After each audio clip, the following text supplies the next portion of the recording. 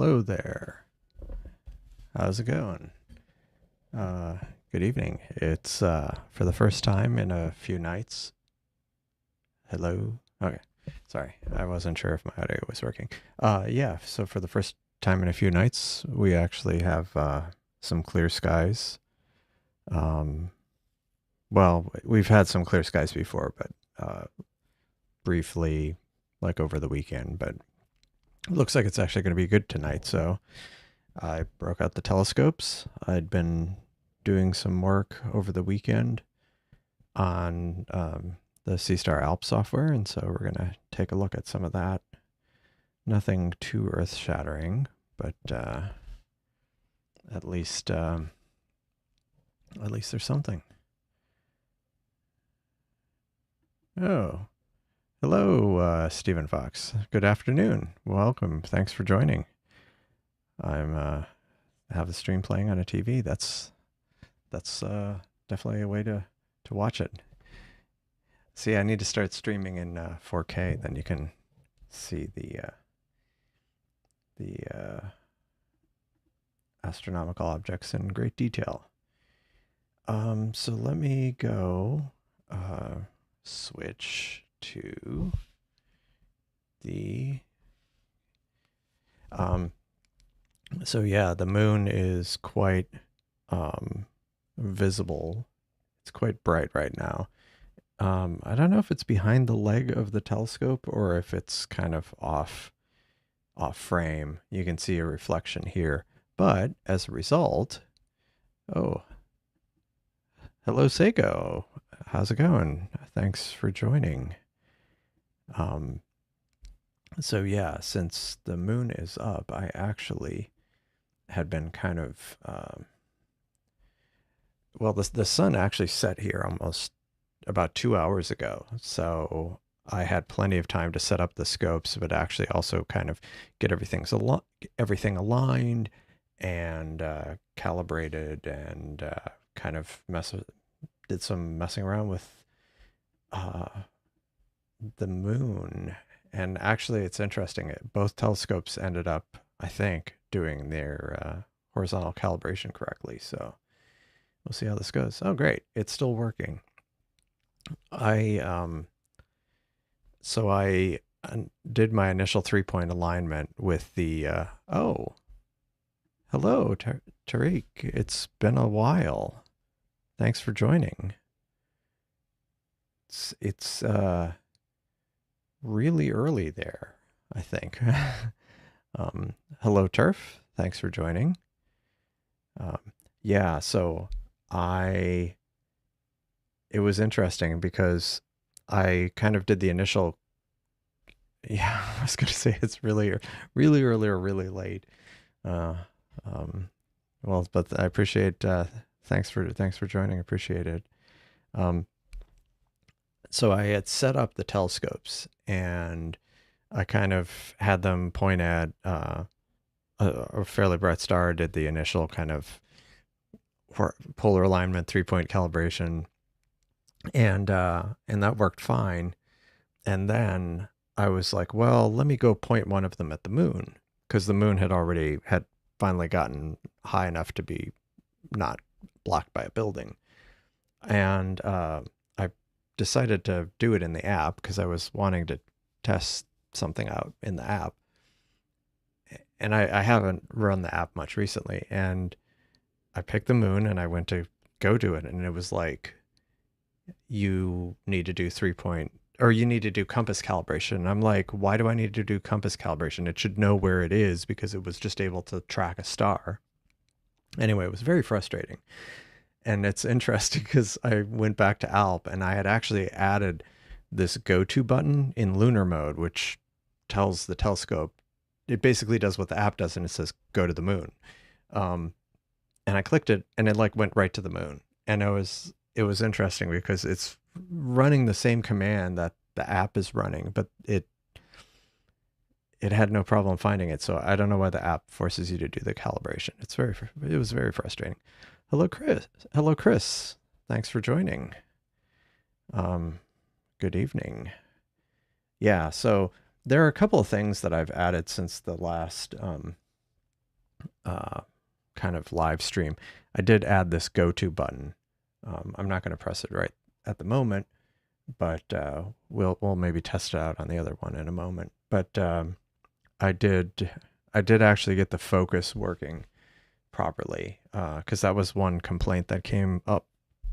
I think last stream I had, where that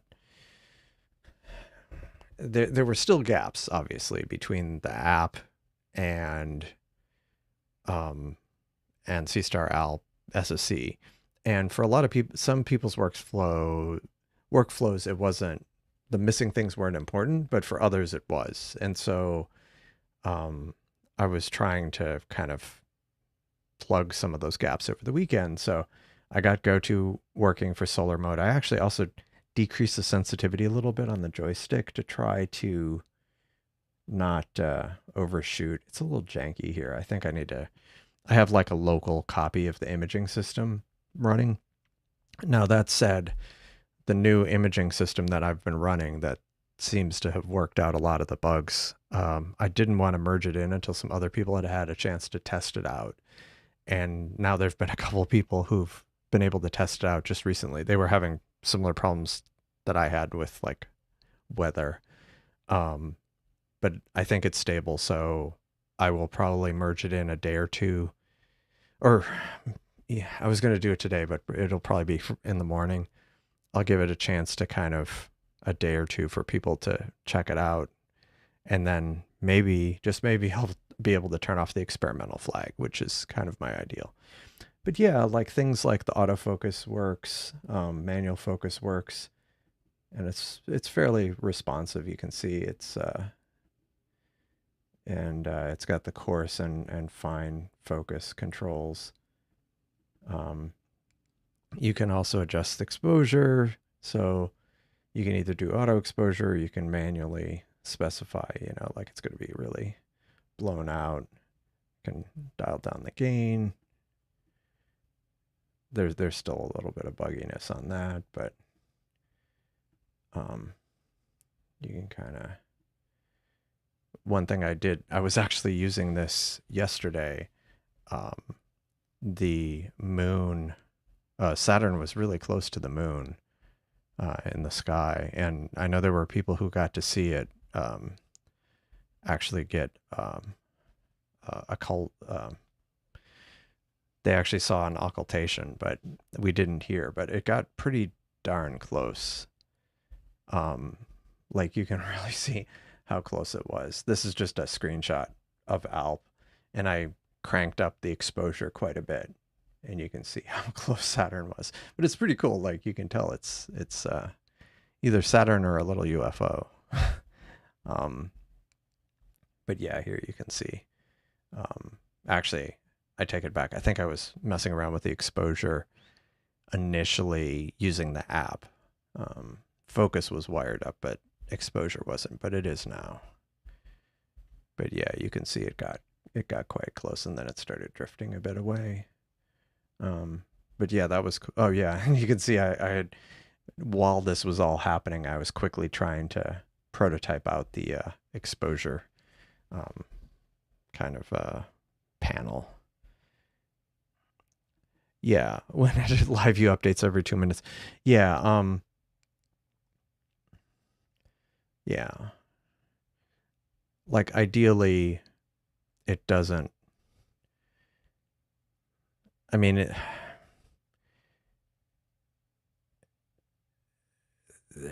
yeah. Ideally, if your network, if it's that slow, it's going to be a challenge. And I've, to be honest, I've had problems with the app too, where I was trying to control it from the app, and I like with the joystick, and I'd overshoot and undershoot, and it can be a problem. Now theoretically, I had a concern with that the app, or that Alp would send that it would try to send data too quickly to the browser, but I don't. I think it. I think it mostly sends it about as fast as the browser can receive it. Now, one thing. Now, one thing I did change. The problem is, so right now the video, or previously the video was, it wasn't MJPEG. It was actually technically PNGs, and PNGs aren't as compressed. They're higher quality, but they're not as compressed. So I actually have been thinking about making the default MJPEG, have it send JPEGs, and that should reduce. It should reduce the traffic and make it more responsive if your network is, if your connectivity is marginal. It should make it more responsive. Sadly, no, I haven't even looked at the Pi update. Well, if you're running the Pi update, if you're running the Pi update script, that should work. Yeah, that should work. I don't think there's any issues with that.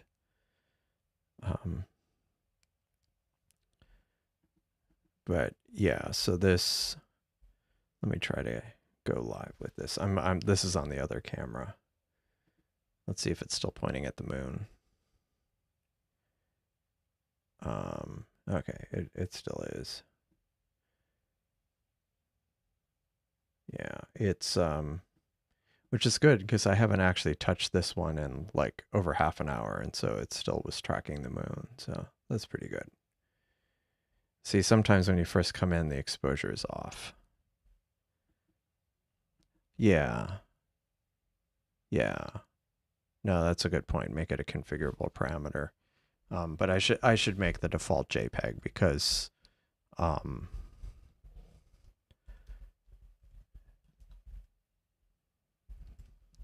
just making notes. Yeah, it's going to be, JPEG's going to be the default, I think, just because, yeah.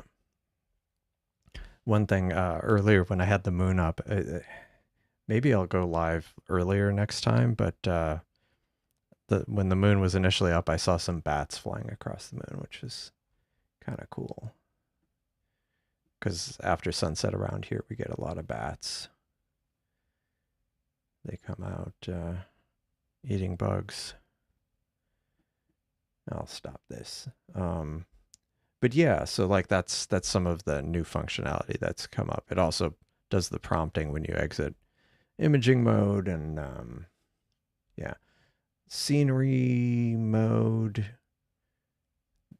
Also, that's interesting. The color is different in scenery mode. One thing I did notice was I went to add the exposure settings. Well, the screens are all like slightly different, and I thought I was looking at adding the exposure settings on in star mode, but it turns out that that I think it's all done in the app, the Seestar app. So it lets you kind of adjust the brightness and color and stuff, but I think it's purely in the app. So so I have to like kind of tailor each screen.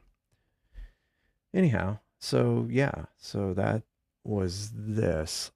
Now I need to figure out what targets I was gonna point at. I also did download some images that I plan on processing later. Hello, iShow Meet. Do you think the Seestar is a good telescope option? Yeah, I mean, it's one of those, I guess it depends. Like, it depends on your budget and your conditions. Like, how are your sky conditions? What kind of yard do you have? How much have you, how experienced are you in the hobby? Are you fairly new to astronomy? I mean, it kind of depends, but I think it's a fairly reasonable telescope. It's portable. It's pretty featureful, and with the new app has mosaic. Okay, beginner. Yeah, no, I think it's a great option. I do. It's there are some other options out there. I think the only other one that I would um kind of also consider, but I have no firsthand experience, but I've just heard good things about it, is the dwarf telescope, the dwarf 3. Yeah, it is not great for planetary. So I guess that would be the other thing. What are you wanting to image? Like if you want to look at the sun or the moon, it's great for that. If you want to look at, you know, nebulas or image nebulas or some of the bigger galaxies in the sky, most galaxies are going to be pretty small. Um, but I do think I think it's a good it's I feel like it's fairly user friendly too. The app where you can you know, it'll tell you things that are in the sky, that in the evening, things you can kind of explore and search around and see what's visible. Um, and you can pretty much get going almost immediately. So yeah, I think it's a good telescope. I mean I have two of them. I have other telescopes, but I end up using these a lot just because the setup is so quick. Um, but yeah, not necessarily ideal for some things like planetary, for as Benjamin mentioned. Did you work out if Alp can make the Seestar take longer exposure and scenery? I don't know, because I feel like scenery is similar to lunar mode, and lunar mode. I mean, let me go to the other scope and let's kind of move. Let me try scenery mode. Do I have the exposure? Okay, fine. So let me move away from the moon. Okay. Just find some sky. I'll let it settle down for a sec. Wait. Is it still trying to track back to the moon? Oh.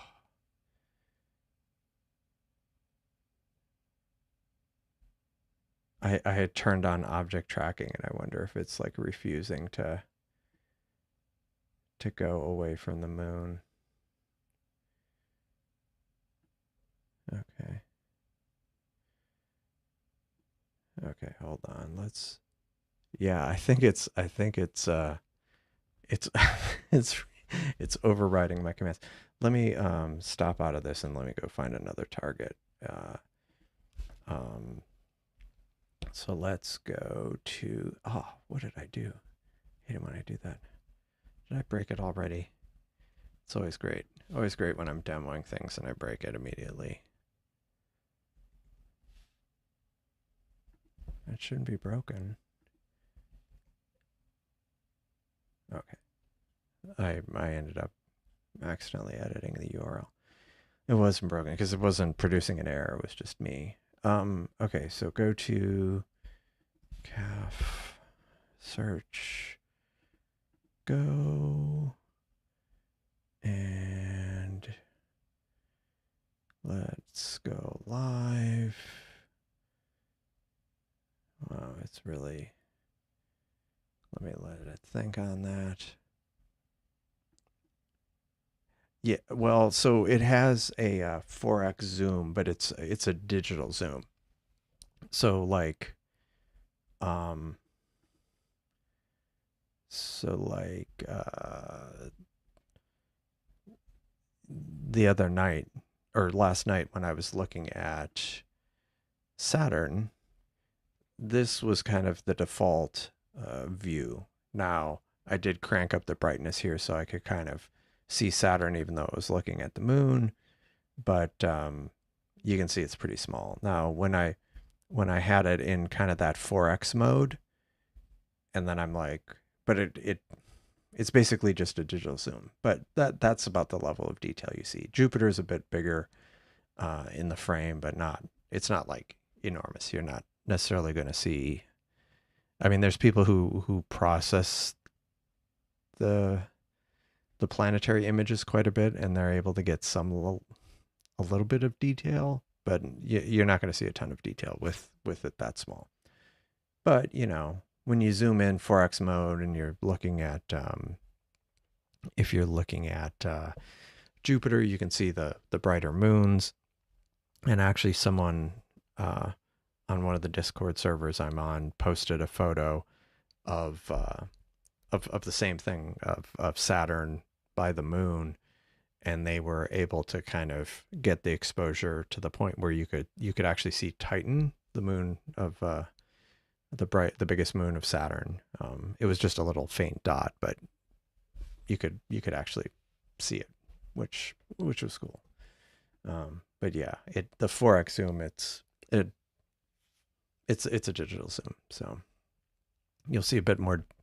You'll see it bigger, but it has a trade-off. Oh, let me go back to live view here. Okay, so I went to CAF.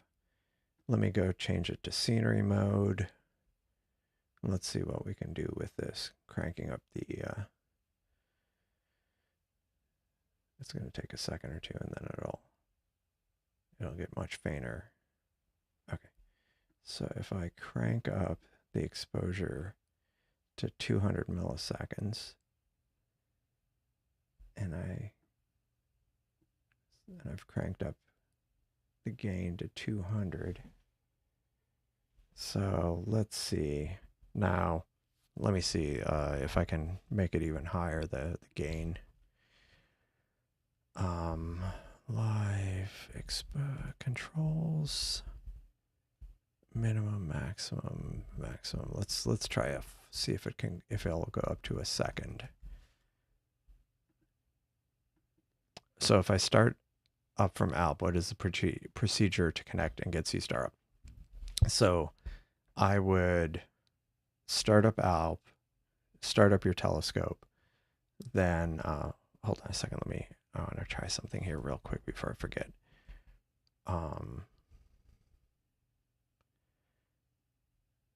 I made a code change, so I'm just trying to see if I can increase the exposure past a second.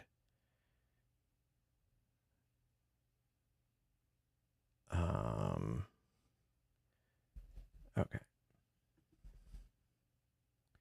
Okay, so will that take it?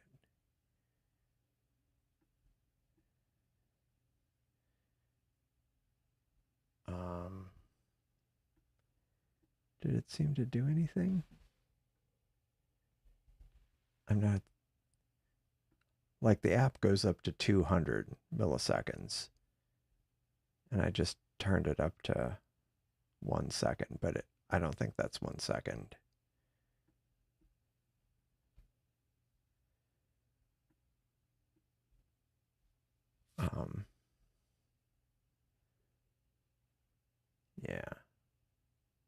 Yeah, I don't think it, I think 200 must be the max, the effective max, because it doesn't look like it's doing much past 200. Yeah, so what do you do when you start up Alp? So what I do personally is I start up Alp, I start up the telescope, then once I have, on this screen and I can see the telescope, I go to commands, and then I honestly, a lot of times sometimes I'll just shut off, I'll uncheck these other ones, but sometimes I'll leave them all checked and just hit execute, and then it'll kind of, actually what we can do is I can reboot this one and start it over effectively. So I'm gonna, which telescope did I end up doing that on? On the A telescope. So this one that was pointed at the moon is gonna kind of it'll fold itself up and it should end up kind of pointing down, like in the parked position. I didn't shut it off, but it'll be just kind of sitting there. So, all right, I'm going to restart. Okay.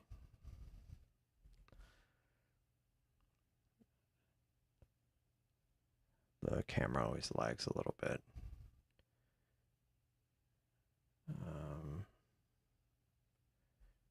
Okay, should, let me go. So it says it's offline. I don't know why it says the other one's offline. Okay. I think it's online.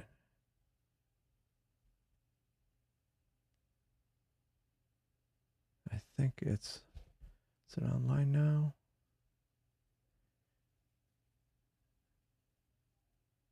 I think I confused it. Okay, it's online. So once it's rebooted, it hasn't been initialized. And so once it comes up, I go to functions, commands, and then I just we'll just hit go for execute here just to start it up. And then that'll take a little bit of time. It'll take a little bit of time, and so you can see that you'll start seeing this one. It'll unpark itself, and it'll kind of point at a area of the sky. Unfortunately, because this camera updates only every 15 seconds, it's a little bit behind, but you can see it's starting to move, or it was moving, or it is moving. So you can watch it here. That's usually what I end up doing. And it'll go, because we left all of these checked, it's going to find a patch of sky, try to autofocus, then it's going to do kind of a polar alignment, and then do dark frames. Let's see. Okay. Yeah. That would be interesting. You'll have to let me know how that turns out. Oh, hello, Dallas. Clear skies. That's good. Is Seestar Alp and SoC working with the latest firmware? It should. I believe it does. The only thing people run into is the only thing people have run into is the what do you call it? The guest mode, where if you have the app running, you won't be able to control you won't be able to use Alp to control the telescope. You have to go into the app. You either have to make sure the app isn't running, or you have to go into like advanced and release control of the telescope, and then Alp can take control of the telescope. Like there's actually a command down here. Maybe it doesn't show up on my version, but oh yeah, grab scope control. So once you've released it from the other telescope, you can grab control. Or I mean, when you've released it from the app, or you just don't run the app at all. And there's plenty of people that don't even run the app at all.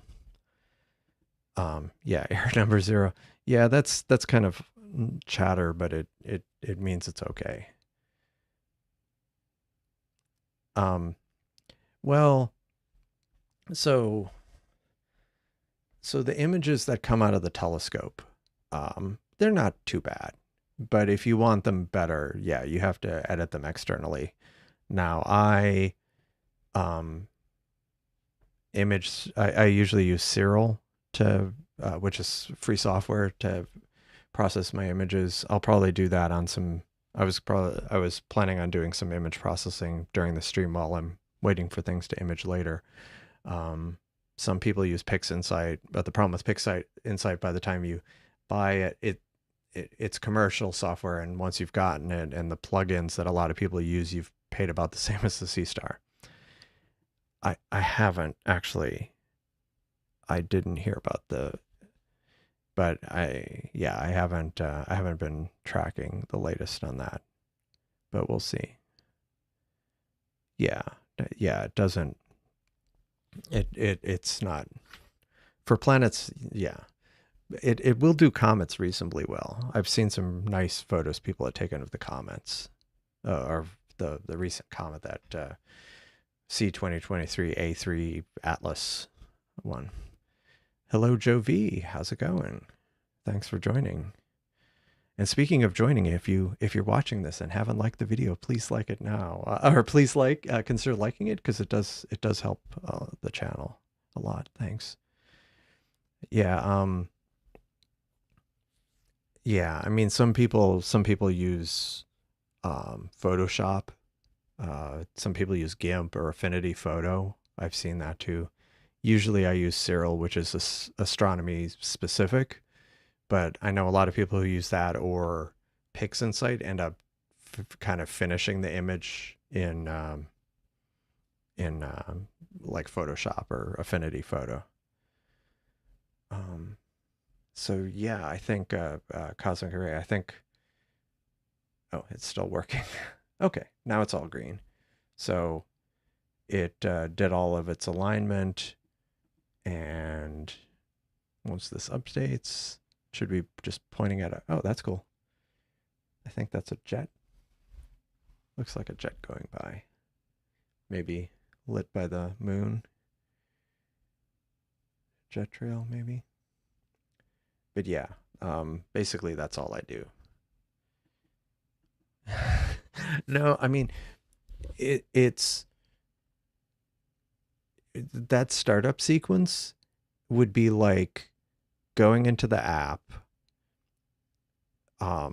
picking a star, waiting for it to slew to the star, running autofocus on it, and then start imaging it so that it can do its horizontal calibration and then do the dark frames. And that whole process takes a few minutes, 2-3 minutes or more. And it's just the first time you start it up. But I know that's like that. I mean, that's what I used to do. So at least with this, it's just kind of one touch. You click it, and then it just kind of runs through the sequence, and you're not having to kind of, do those 2 or 3 steps, and then at the end it should be ready to go. Okay, 4x video of Jupiter in the live stream chat. Thanks for reminding me. I said at the beginning, or I said on Discord that I was going to attempt to keep an eye on Discord, but oh, that's cool. Trying to. Okay, cool. Hold on. It's just sometimes. All right. So this is video of Jupiter, and that's 4x zoomed in. So you can see the bands of Jupiter. But I think if you have really good conditions and do like lucky imaging, you can get a little bit more detail, but ultimately it's not really, it doesn't have the reach to really do the close-up images of Jupiter. But yeah, you can, I mean, you get the idea. You can see, at least you can see the bands. But yeah, not completely, not well suited for, have I tried EQ mode? No. I had all that rainy weather, and I said once I had a stretch of clear weather again, I would do it. But I think I might have a stretch of clear weather this week, so maybe I'll go ahead and try it out this week. I mean, that does make sense, to put communications. And I know that like NASA had discussed doing that, putting communication satellites, and also like with the moon, just because like if something's on the far side of the planet, and it wants, that way you can stay in constant communication with Earth, even with unmanned rovers and stuff. That can be helpful. When do I know it's finished? Well, like in the case of what I did here, I just, once everything is kind of done, I mean, once everything goes green, it was done. I mean, that's certainly one way. You can also look at the logs, which isn't ideal, but what I usually do is I just watch this kind of make progress, and once it's kind of done all the steps, including the dark library, that means it's basically ready to image. So the app, the new app, the very latest app, does have mosaic mode. It's it's different than what Alp does. Alp does it kind of more the traditional way, where it breaks down. You specify the number of panels and how much they overlap, in declination and right ascension. The Seestar app lets you pick up an object, and you can specify framing, and it will kind of do a radial pattern of the images, and then it tries to cover, kind of revisit different parts of the image and tries to fill it in. But I think, like in the beta versions, they let you pick a wider field, but now it's kind of limited to twice the size of the Seestar frame, which isn't bad, but it's still, I've seen some pretty decent results from it, but it is definitely still something I think they're improving it.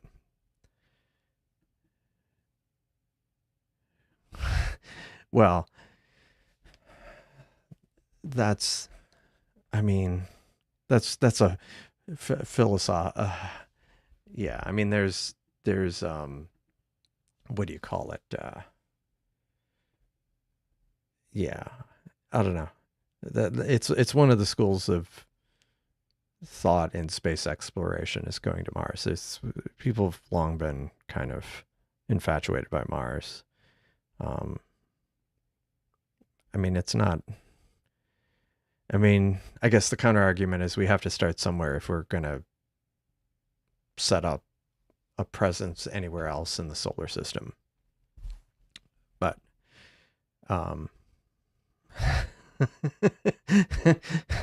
maybe. Although, did any of it go red? I guess that would be the question. If some of it went red, then maybe it had some problems. Which is possible. Like if it has a problem plate solving, like if whatever area it was pointing at, it ended up kind of failing. That does happen to me, especially, but I have like really bad skies, so I don't know how common it is for other people. And yeah, the mosaic mode is impressive for, especially for alt azimuth mode, because like some of the good mosaic results people get with Alp are in EQ mode, where they kind of have it on a wedge, and so you're not dealing with like field rotation, and you don't have to overlap a ton. Let me go find something to image. I had all these ideas for tonight, but I don't know. My sometimes it goes out the window.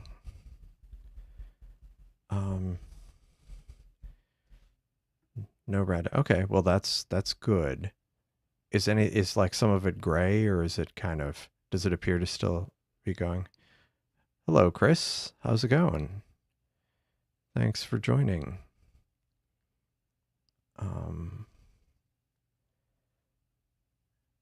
Let's see. Let me find an object to go to. Unless people have suggestions. I had these other notes, but I hadn't copied them forward. Okay. What would be some interesting things to image? Let me bring up Stellarium. Let me bring up Stellarium. All right. All right, cool. as we can see, the moon is very bright, so that's going to affect some of what I'm going to image. So I'm not going to image anything over here. I'm going to focus mainly over here. Although, you know, we could do a little test. Not, I mean, you're not screwed, but like sometimes it fails and it stops. Sometimes it fails and it keeps retrying. I found that sometimes if it's failed, I'll just go ahead and pick a target and just start imaging, and then it'll figure it out. It just might mean that whatever point in the sky it was trying to plate solve, it wasn't able to for whatever reason. Maybe there was, I don't know, the telescope was confused or something. Actually, let me go to this one and go live view. Actually, I don't think I want to do this. Yeah, and the moon is still working amazing. Even though I don't have like object tracking turned on, it still was able to track it somewhat. I'm going to stop this.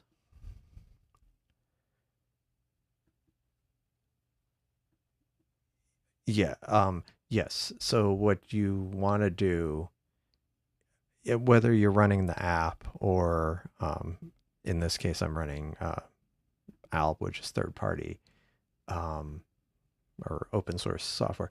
Basically, there's like a save subframes option in the app as well. And you want to make sure that's turned on, because if it's not turned on, it's taking individual 10-second exposures, but it's producing a stack, but it throws away the intermediate photos.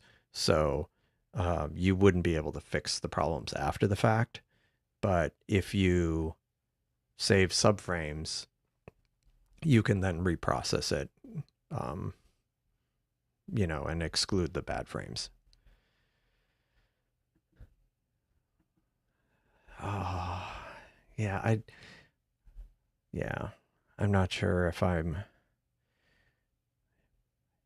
the problem is I don't have the imaging for lunar or planetary in Alp right now.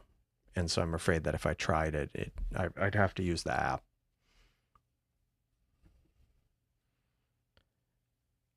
Yeah.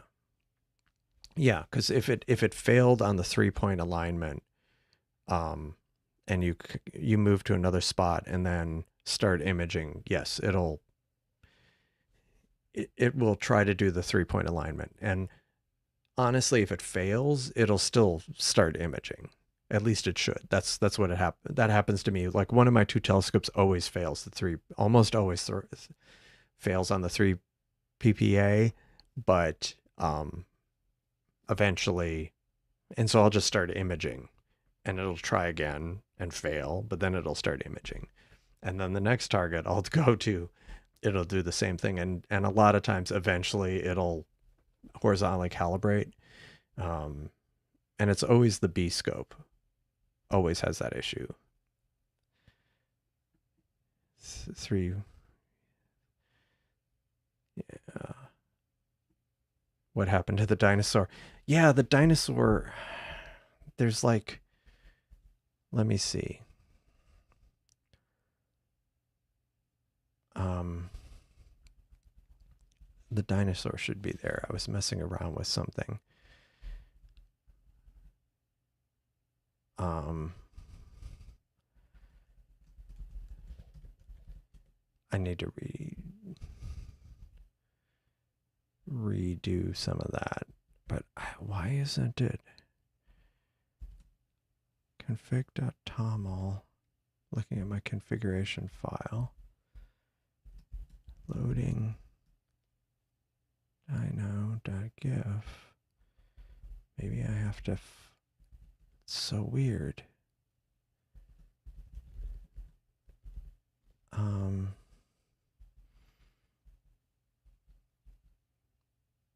So weird. Hold on a second. This is important. I'm trying to figure out why this isn't.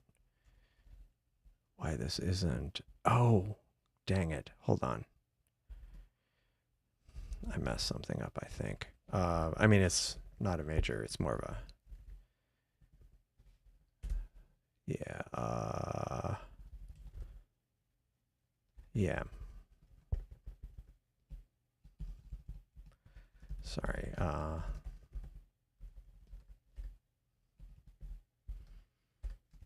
Okay. I got to restart this again. Every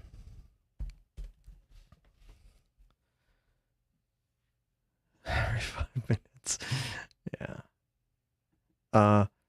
Longer exposures are better. But that said, if you're using alt azimuth mode in practice, you can, if you're talking about the individual frames, it'll have like 10, 20, 30 seconds in the app. If you're in alt azimuth mode, usually you can only do 10-second, but it takes a bunch of photos and stacks them together. So the net result is however long you want to leave it running. Okay.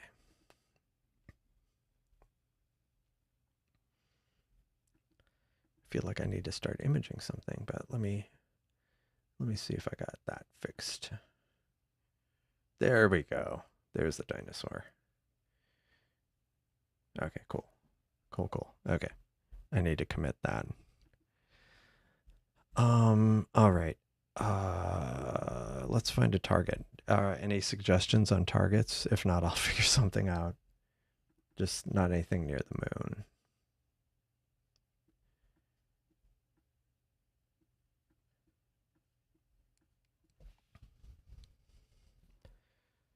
Although I could, just for the sake of illustration, I'd have to do it in the app. But if I go, actually, I can do it in here. If I go and pick go to Saturn, planet, search, go to live view. So I'm gonna try, just for the sake of testing it out, but I need to find a target.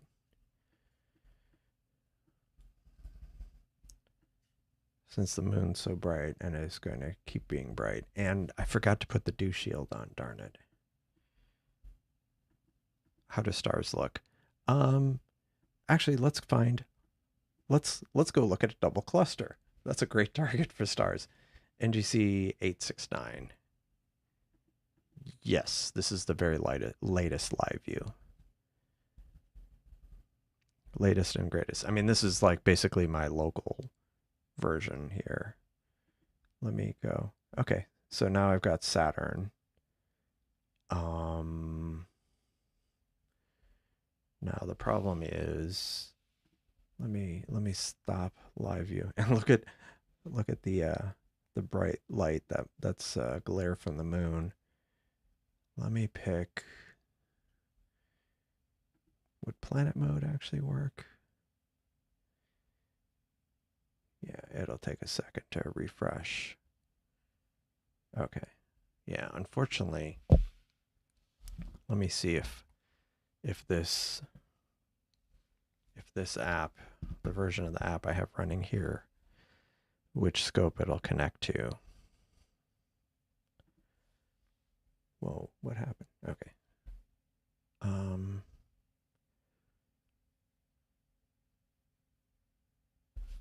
it. I might have to do this out on my, make sure I'm connected to the right Wi-Fi. Oh, funny enough, my phone connected right to one of the telescopes. So let me try this. Let's see which one it's connected to, if it'll even connect. Okay, cool. Okay. So it's actually it's actually on the other scope. All right. So what I need to do is go to, on this one, Saturn, planet, search, go to.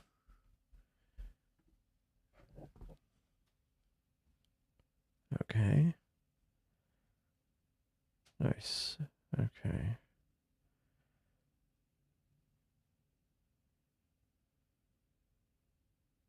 All right. Hold on.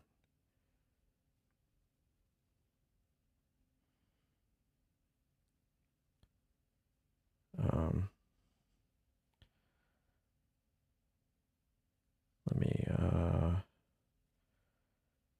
planet. I'm actually controlling this from the app. All right. Because what I wanted to do is force it to do the 4x zoom.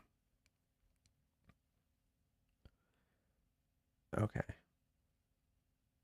Yeah, what's interesting is it ends up making it full screen in the app, but what it ends up sending down the wire is not. So you can see that's what you get from Saturn, which it's looks like it's Saturn kind of with the rings edge on or close to edge on, but still kind of small in the frame.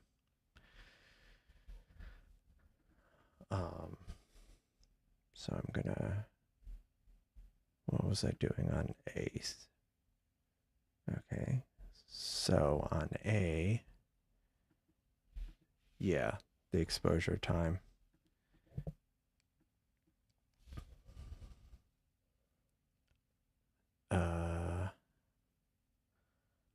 Let's see.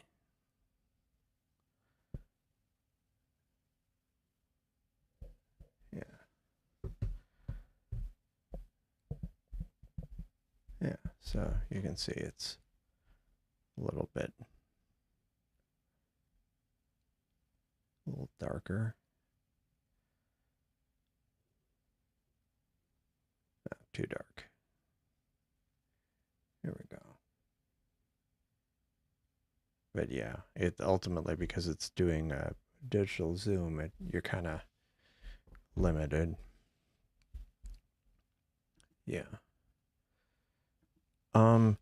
First, planetary mode, it doesn't look like that's an option. It only has like this kind of plus minus thing, which just seems to be more of a software thing. It doesn't seem to be a sensor thing, which is kind of weird, but yeah.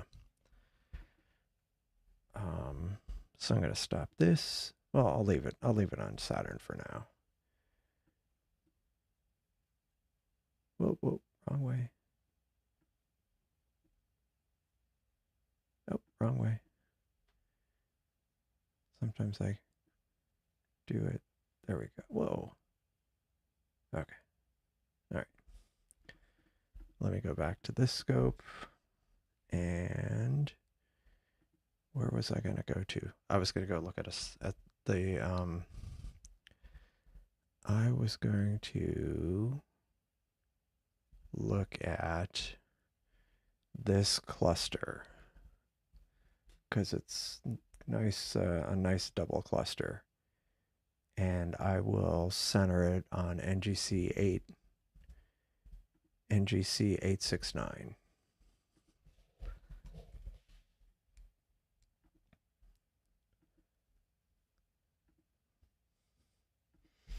And so we'll take a look at that.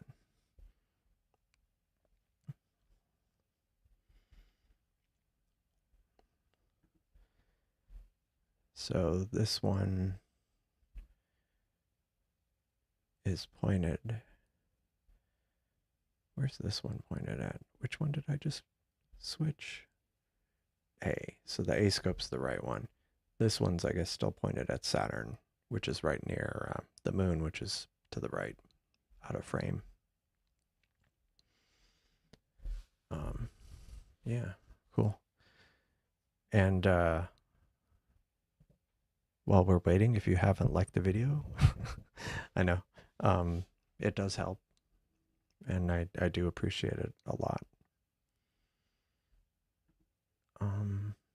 Okay, so this, it hasn't updated the display because it's still it's still finding the target, but it should any moment. There we go. So this is, yeah, so let me kind of nudge this a little bit. See if I can get, now this is just a live view. This isn't actually processed. It's not actually stacking at all. So did it actually take the control? Maybe not. There we go. It's a little light. Whoa. Hopefully I didn't overdo it. Okay, good. Okay, I'm going to go ahead and start imaging there. And hopefully it doesn't have to do the alignment. Okay, good. Yeah. Yeah, mosaics take very long. If your signal's minus 50, that should be good. Minus 50 is good. It's like minus 70, that's more iffy. Yeah. Yeah. And then say, I'm done. Yeah, I know how that goes. All right. sorry to hear that, Jovi, but thanks for joining, and I'll see you next time. So is it,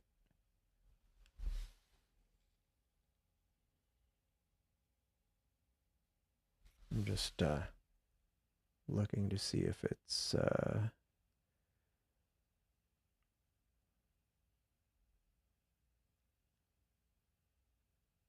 yeah, so it's getting more and more detail there. Let me go make a note. I mean, let me check something right here.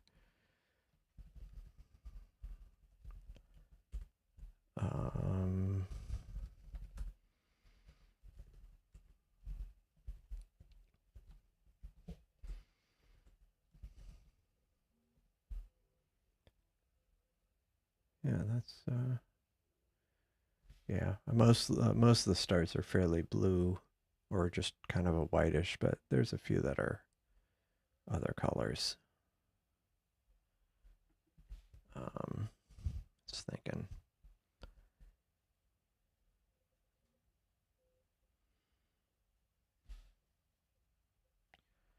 I'm trying to look at something on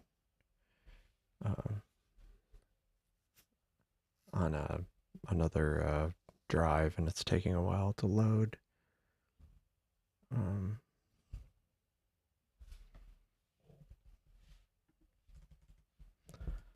Okay. Let's see. NGC 869. Let me see. 869 double cluster NGC 869. Okay. Just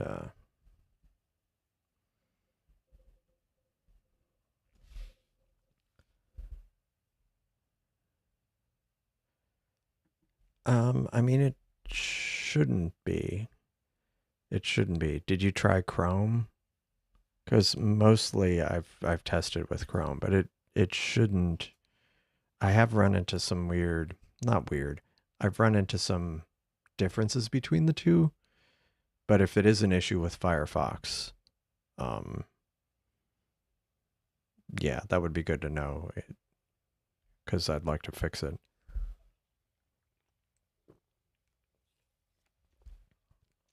But the only issue I've really noticed, and it wasn't even with Firefox, it was like a Firefox derivative browser. So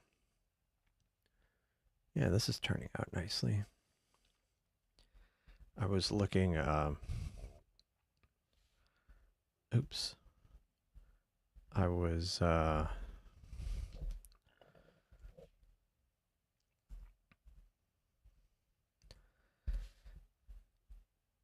sorry, I was looking at previous times I've imaged this specific target. Yeah, that was one. Yeah, these are unprocessed, so just kind of looking at what I got here. This is just a bunch of individual subframes. This is where I was saying you check a box and it'll save all the individual frames. So these are all a bunch of 10-second exposures, and you can kind of see how the telescope's like drifting. And then, but it kind of averages everything out to get more detail. But you can see how it's kind of moving. But yeah, that's looking nice. Oh, hey, Cheap Astro. How's it going? Welcome to the stream. Thanks for joining.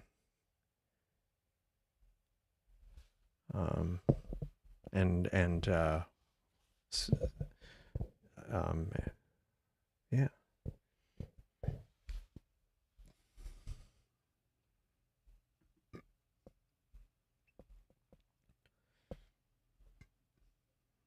No, I mean, this is still noisy, granted, but a lot of that would clean up. And I might try cleaning that up actually. I wonder. Let me see. Let's see if I can do this. If I can do this live. I had been debating doing this, but this is NGC 869. Is this the right scope? And no, darn it. So let's see. This was the A scope. Go connect.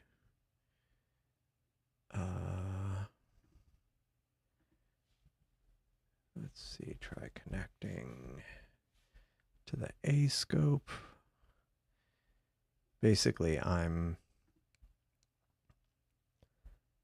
what I'm doing off camera, off stream, is I just connected to the drive of the, oh, and it's not even the right one. I connected to the wrong one. Darn it. I hate when that happens. Connect to server. Let's try this one. But basically what I did is the Seestar exposes a file share, and what I'm doing is I'm connecting it to it directly. Wait a second.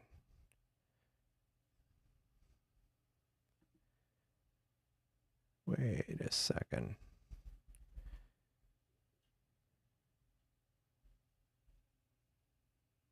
That's very confusing. Hold on.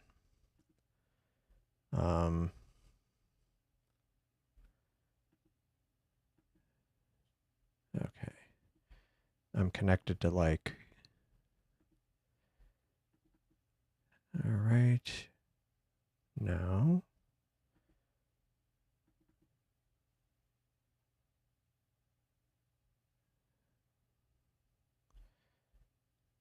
That is very, very weird. Hold on. Interesting.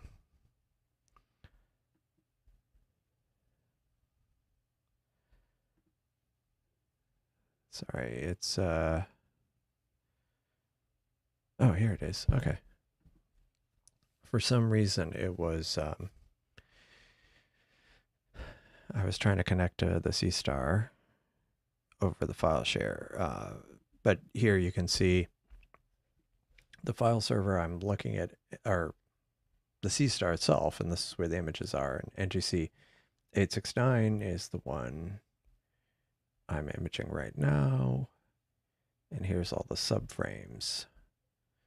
So what I was going to do, at the risk of really messing things up, I was going to, let's see if this works.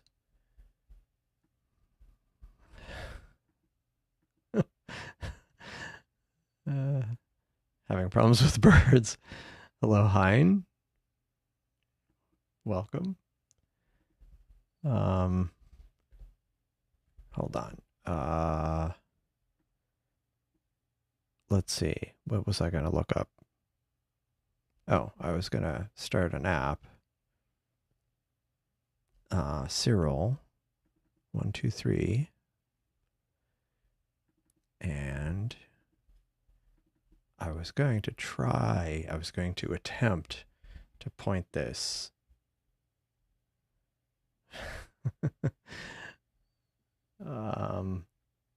Let's see. AMC. Okay, removable volume. My works. Let's see if this works. Come on. You can do it. There we go. 869. So what I did in Cyril is I'm pointing it at the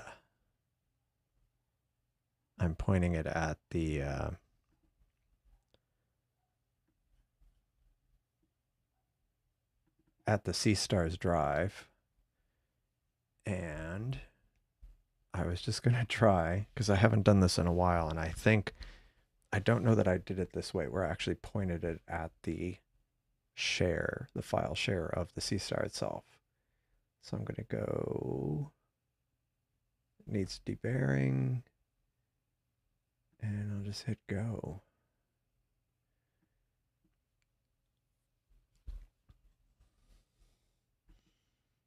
I should have started this earlier. Okay.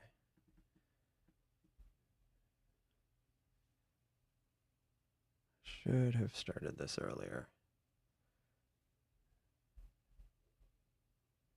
Okay. It is having problems. I was afraid it might have issues.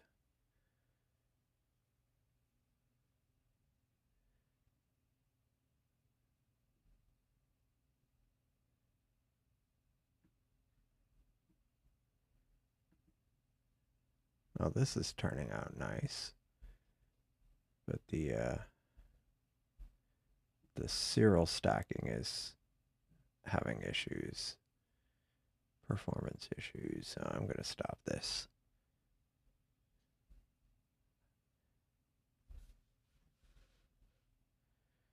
I think maybe it's faster under Windows, but on Mac, maybe my network just isn't fast enough for this particular thing.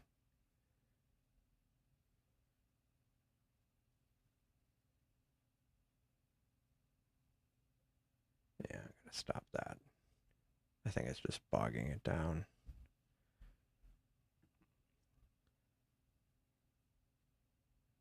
Yeah. Yeah. Sorry.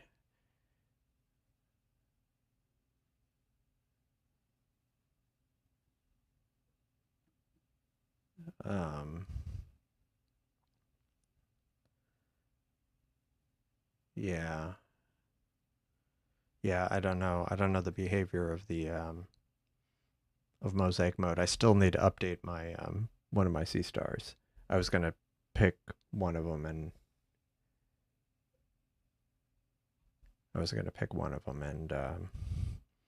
update it to the latest version of the firmware, but I haven't yet. Come on.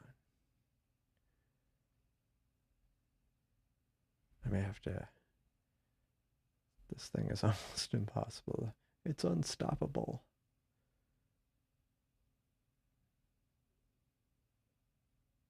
Yeah. Speaking of slow, that is not.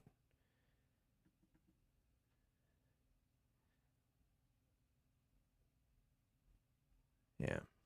But this is turning out nice.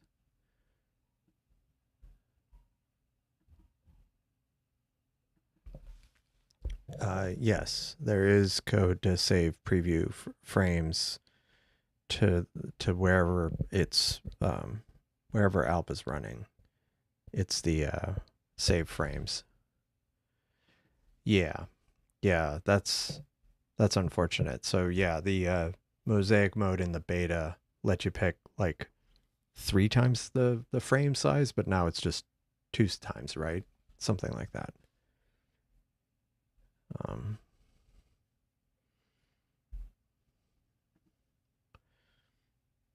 all right, I ended up having to force quit it, but this is looking nice. Now, some of this can be cleaned up, um, and will, and maybe I'll clean that up once maybe I'll let it go for a little bit longer, and then I'll just um, clean it up in Cyril. But so far, this isn't too bad. Only one dropped frame out of and 74 successful frames.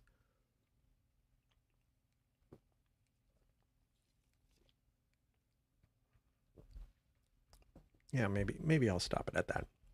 This will actually be a good test. Um, because what I will do is I will stop it, and then if I go look at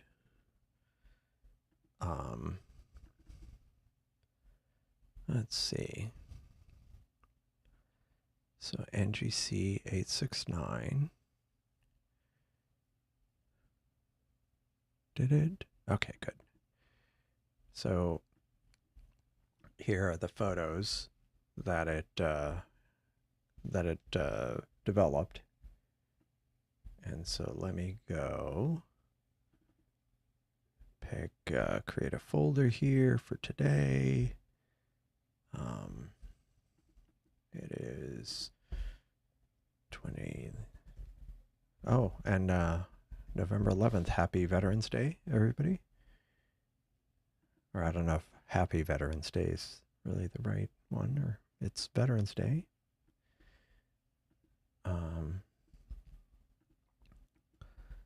Okay. I didn't mean to copy all the files, but all right, I had copied these over to a local drive, so let's go process these. See if we can tweak it. So I'm going to run the latest Seestar Alpha, just why not? And Seestar. Okay. And I'm also going to run Graxpert, because why not? All right. And here we've got this. Let's change directory to home, astrophotos, 1111. Okay, and then open. Okay, so this is the file. There's a lot of detail in there, so that's expected. So let's process it with Graxpert. So first I'm going to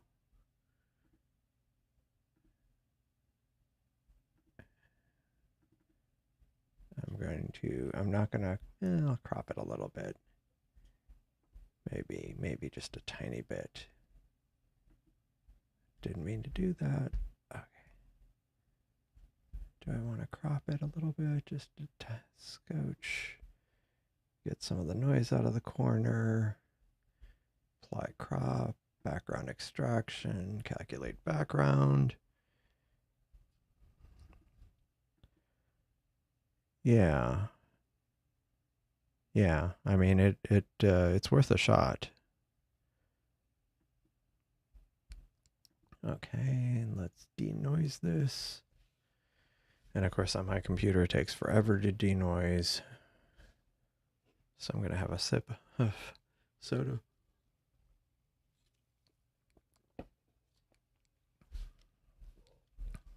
Now, what other things can we image while that's processing?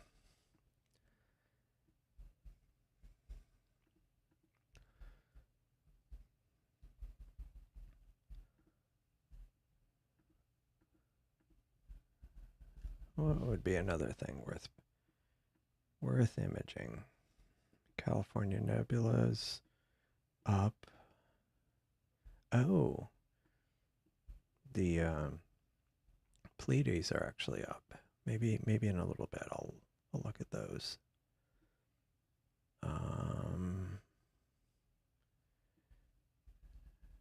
I think there's some stuff behind here that I will image at some point. It's a galaxy. I just was curious which one that was.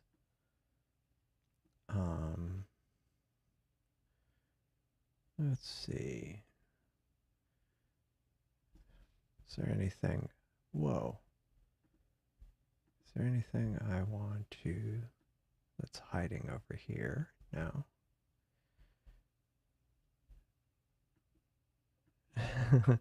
Well, thanks for dropping in, Cheap Astro. Appreciate it, as always. Have a good evening. Good. Talk to you later. Thanks. What in the world am I doing here? Okay, let's go back to Cracksbird. Is it done? It is still thinking about it. Spiral cluster. Let's see. Okay, this finished. Oh, nice. That cleaned up nicely. All right, so I will save this. And I'm not going to, because this isn't a, what do I want to use for the processing on this? Let's try, I'm not going to do the,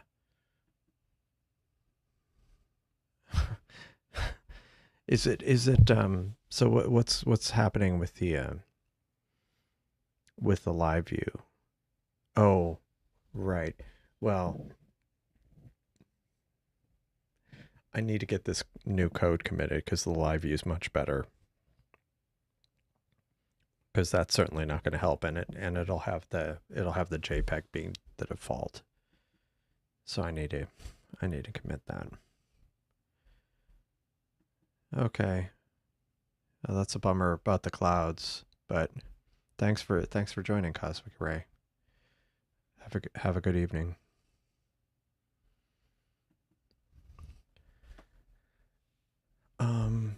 What is so? Whoops, didn't mean to do that. What did I do? Okay, all right. So I'm gonna run the SETI Astro tools. See if I can. Does this take a while to start up? Because one of the other tools takes a little bit of time to start. Anyhow, while that's loading, let's find another target. Yeah. I mean, minus 50 dB should be good enough. Maybe the new live view changes will help, because I know that a couple people who've looked at it said it was much better and faster. So maybe tomorrow. I'll commit it tomorrow morning. So maybe tomorrow evening it'll be in place. Sorry you're having problems.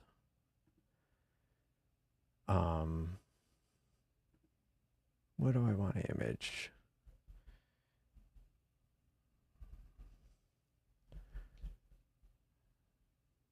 Did this even start?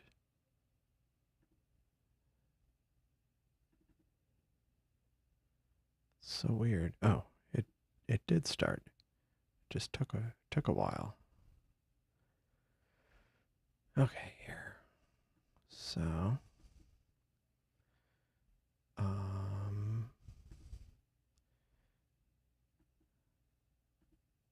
okay. Astrophotos 11. this one. Okay. So I loaded up the file and I just want to see how it looks in here.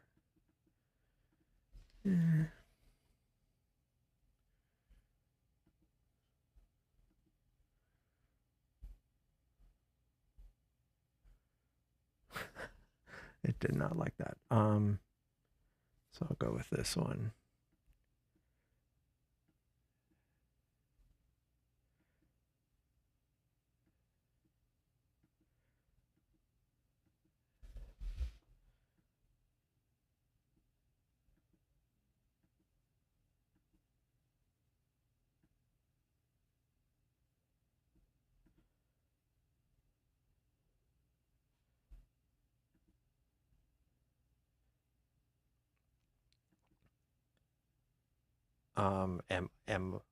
Am I gonna do some code? Um, I, I'm not doing some code, but I think there was some talk of it being possible to add cosmic clarity to.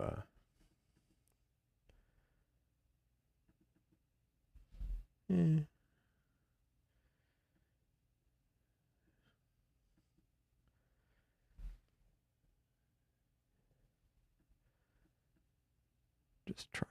Just playing around with this a bit.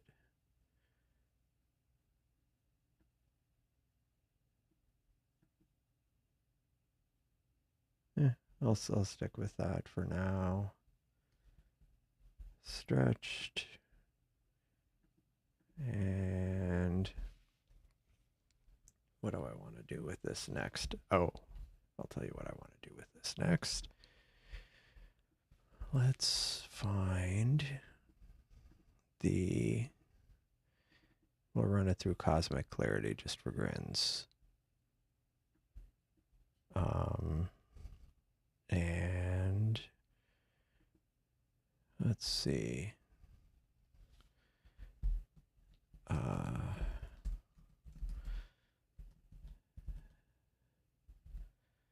Sorry. So I've got to process this.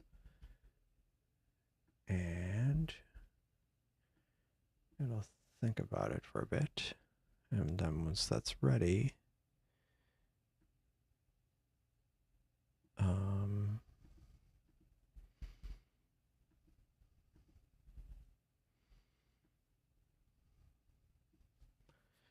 anyway, sorry. Just working on kind of trying this out. So once this loads, then I'll process it.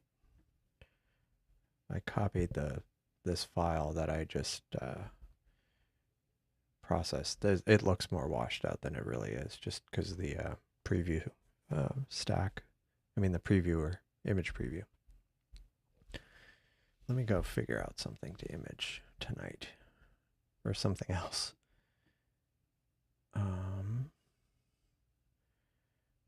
Do I want to try to look at the Pleiades, or is that like too soon? I'll try the Pleiades. So I'm going to do it with the B scope. Is this actually imaging anything? No. Is it?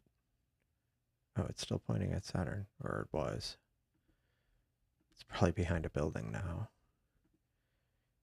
So let me go image, M45, search, and we'll do this for 20 minutes.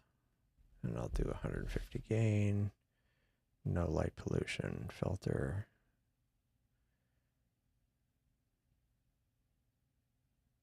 Yeah.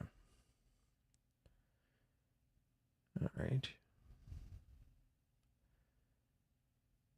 So we'll go live. And what am I doing? I was going to check this to see if this was ready. Okay, that's ready. So I just need to non-stellar sharpening. I'm just going to do stellar only. I'm going to dial it down to 50. We'll see what this does.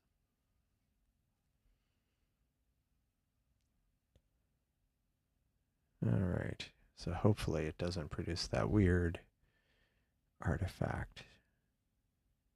No, it did not. Good, great. Okay, so let's go back and load this back into Cyril one last time. And that was stretch, so turn off the stretch. That's linear, that looks good. Let's save it as a PNG. And I just, for the sake of completeness, let's get the original stacked image. Oh. Well, I'll do a histogram stretch on it. Or actually, no. I know what I'll do. So if we go look, so the Seestar itself produced this image, which isn't bad, of the double cluster. That was right out of the telescope. And let's see what we did here. Ooh, wow. Yeah. So I took the exact same fit file. And yeah, wow. Holy moly. That's a lot of stars in there. Yeah, so what I took is so this is the stack that comes out of the Seestar as a JPEG. It saves a JPEG by itself. I took the fit file it produced, loaded it into Graxpert, did kind of the gradient removal and noise reduction, so it kind of got rid of this kind of lighter area in the corner and kind of evened out the background, and did noise reduction. Once I did that, I then took the image into City Astros tools, did a stretch, saved it out, ran it through Cosmic Clarity with some sharpening, and then saved it out as a PNG, and that's what it came up with. That's I'd say that's a good I'd say that's definitely a net win. So if you are wondering what you can do with just stars, and that was a 76 exposures, so what, 12 minutes, 12 and a half minutes of the double cluster, and I got that. So let me go drop this. Hold on.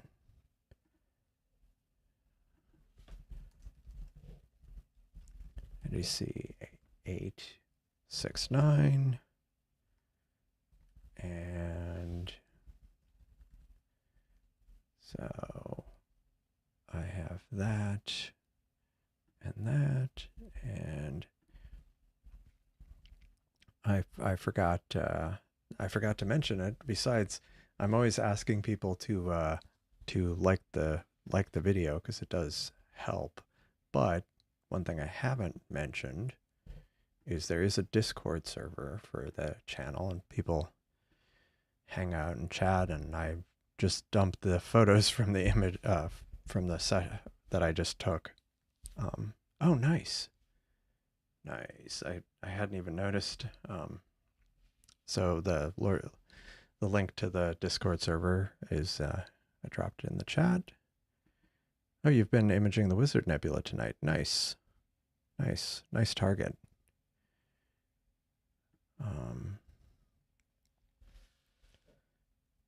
But yeah, this is no dropped frames.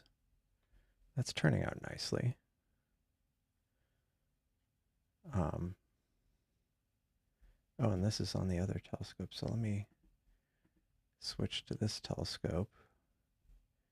And actually, I'm going to go to the same thing.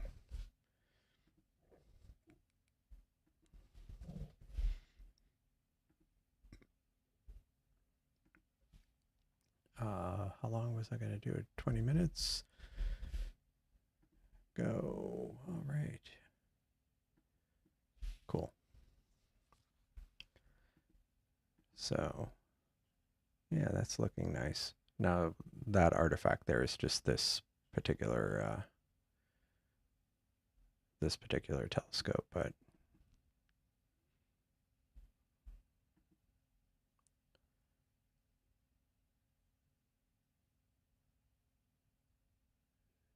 oh yeah, yeah, and of course, if you like the video, don't forget to subscribe.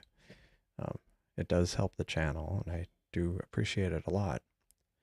And join the Discord server, and yeah. Sorry, I'm just distracted. Okay, so then this one, this is the other telescope. It's starting to image M45, the Pleiades. Now you can't get the entire Pleiades in the frame, but you get a decent amount of it.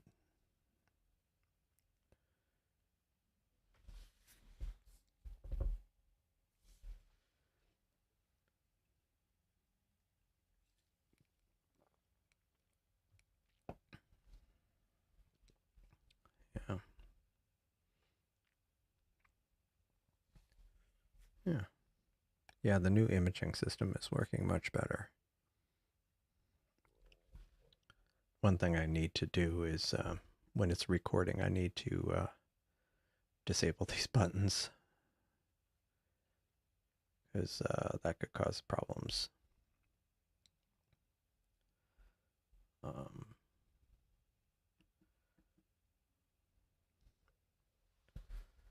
Yeah. Yeah, cool. Progress.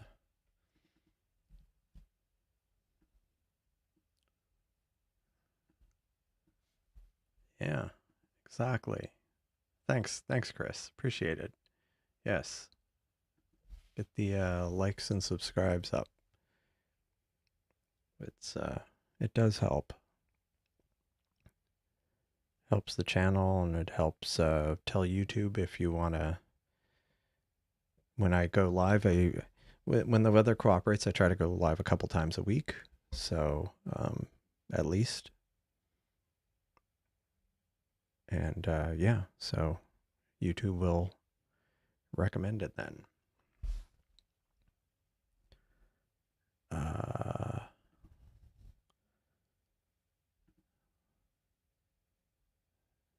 right. I had to restart something that had exited. All right. Yeah, so this is on the B scope, on the A scope, and this is on the B scope. This one has a bit more data, but it also has some artifacts, but those can get cleaned up. Yeah, so that's progressing. Yeah, the lunar occultation of Saturn, that was yesterday.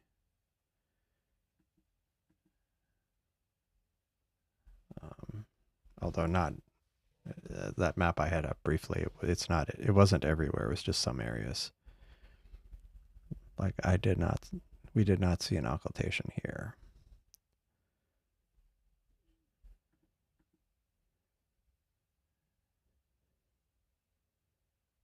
Yeah, see the moon just out of the frame, but still there.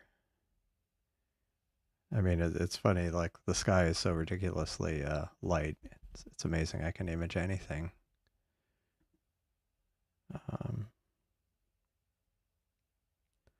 Just looking through some things to see if there was anything else I wanted to mention,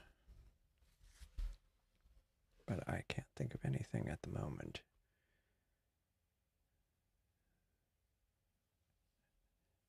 Yeah, I have very random things like this three yeah yeah yeah stars in live view, barely, not a whole lot, just a few. Although it is funny, you can't quite see it. Well, let me see if it's just a sizing issue. But like the other day, was it last night? Yeah, I actually was running it last night, and this is when I ended up imaging. Yeah, you could see the moon. Um, I ended up imaging the moon or Saturn next to the moon, but I left this running till after midnight, even though I think I'd stopped imaging at some point. I forget when, but at some point you can actually see the Pleiades and the Hyades. Yeah, there's the Pleiades coming up. And then, yeah, see, look. So you can see some things. And that was Jupiter. I believe that was Jupiter. But, yeah. And then I turned on the light because I was bringing in everything.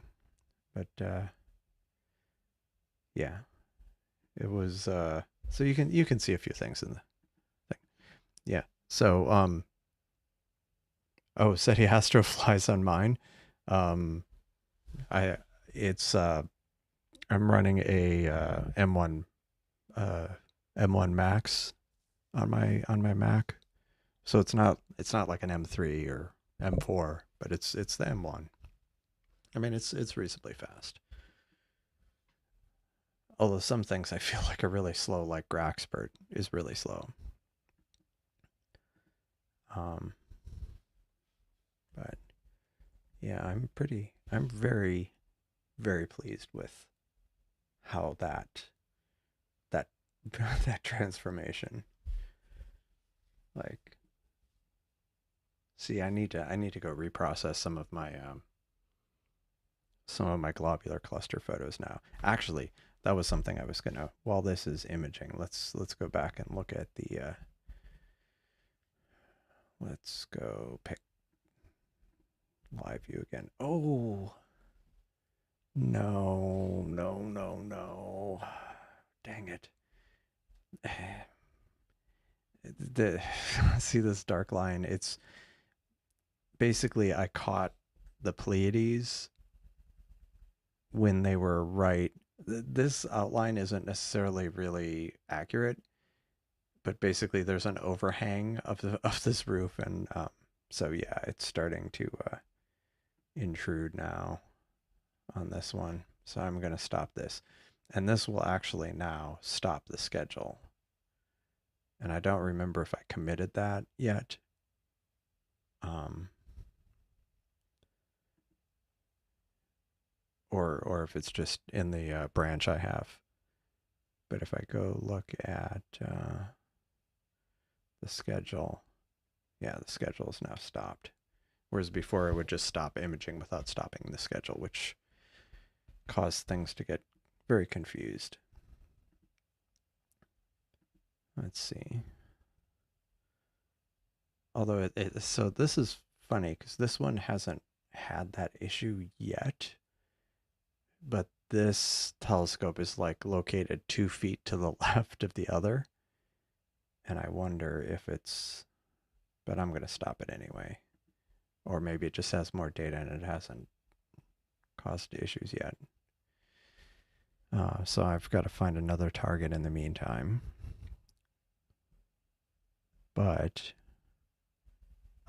speaking of kind of these star clusters, I did pull down some images of M11, the wild duck cluster, and I want to reprocess those with the same workflow now. Um, but first we image. But first we feast. Oh wait, no, not that. Um, is this the? Oh, that's the fossil footprint.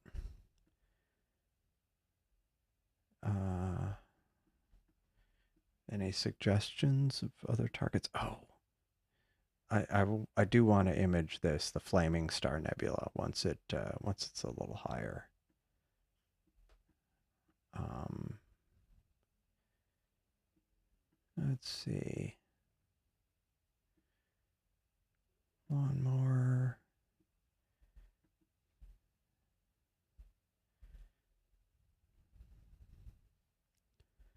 I don't know. Do I want to do the baby nebula? But see that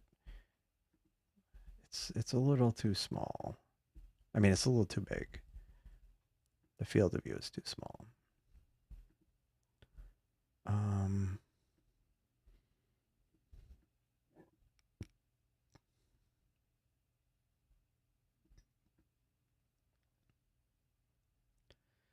any suggestions?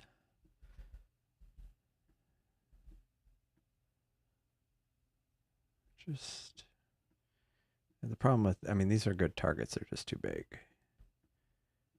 Fossil footprint. Do I try fossil footprint again?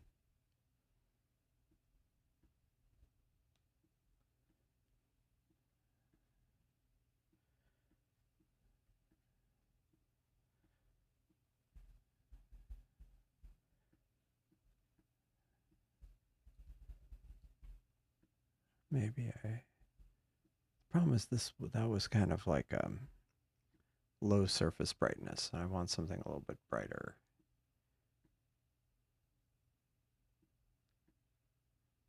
Hmm.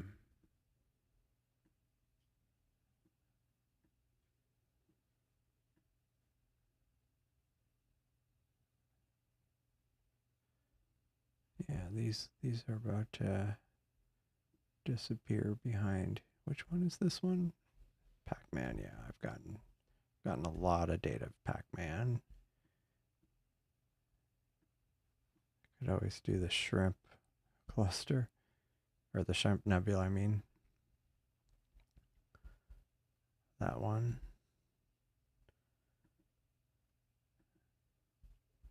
But that one's kind of small. Just looking for good. I mean, the silver sliver is a good one. But I've done that before. Let's find something that has...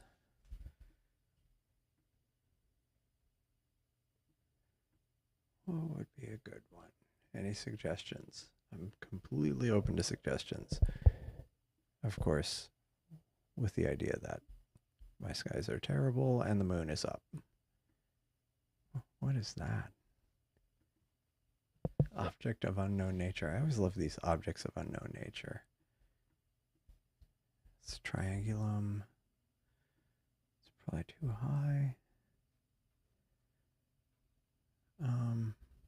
Maybe what I should do is turn on this view, because sometimes I'll see nebulas that aren't maybe something I would pick otherwise, but then I'm like, oh, that looks interesting.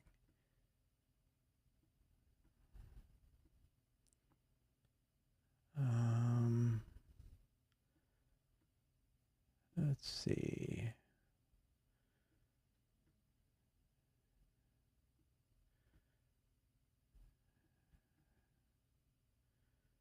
Flaming stars. It's getting so close.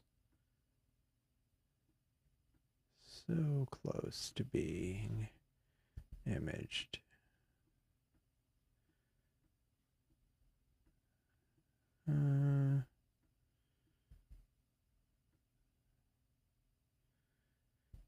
Gosh. Let's pick, what would be a good one?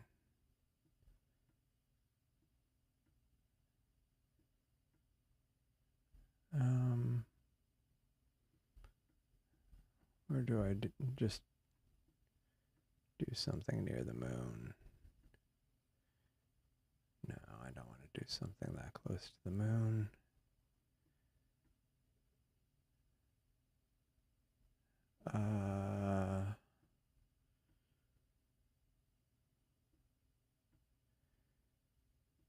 What is northern Trifid like again? Yeah, that's small.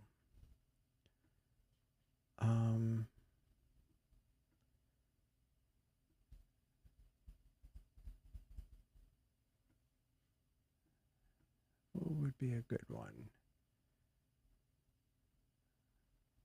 It's kind of in this, at least the way my backyard is, it's kind of,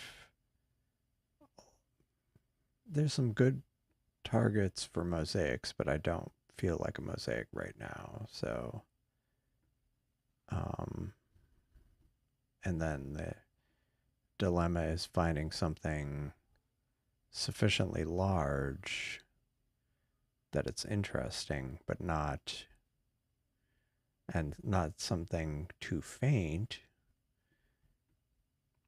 that's going to be too much of a challenge, especially with the moon up and in the city.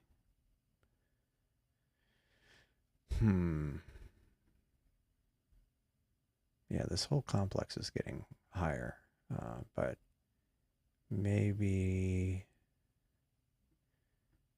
some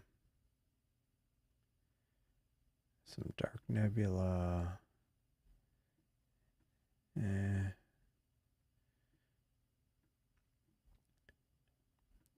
Maybe what I need to do is I need to get more time on this IC 2005, which is a galaxy that's behind the California nebula. So I'm just going to do that for now because I need a lot more data on that.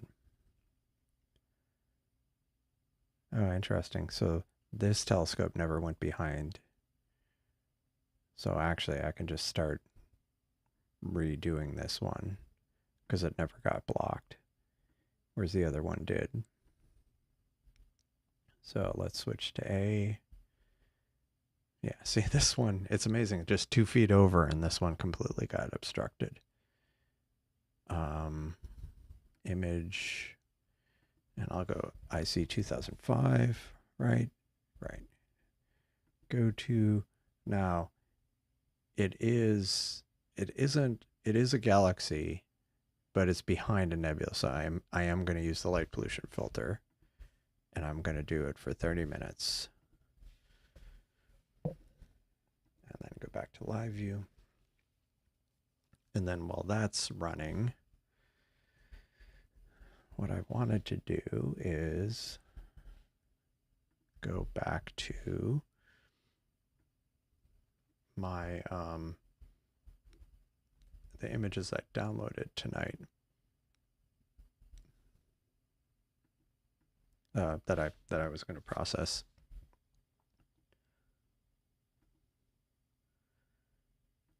So what was it? It was wild duck.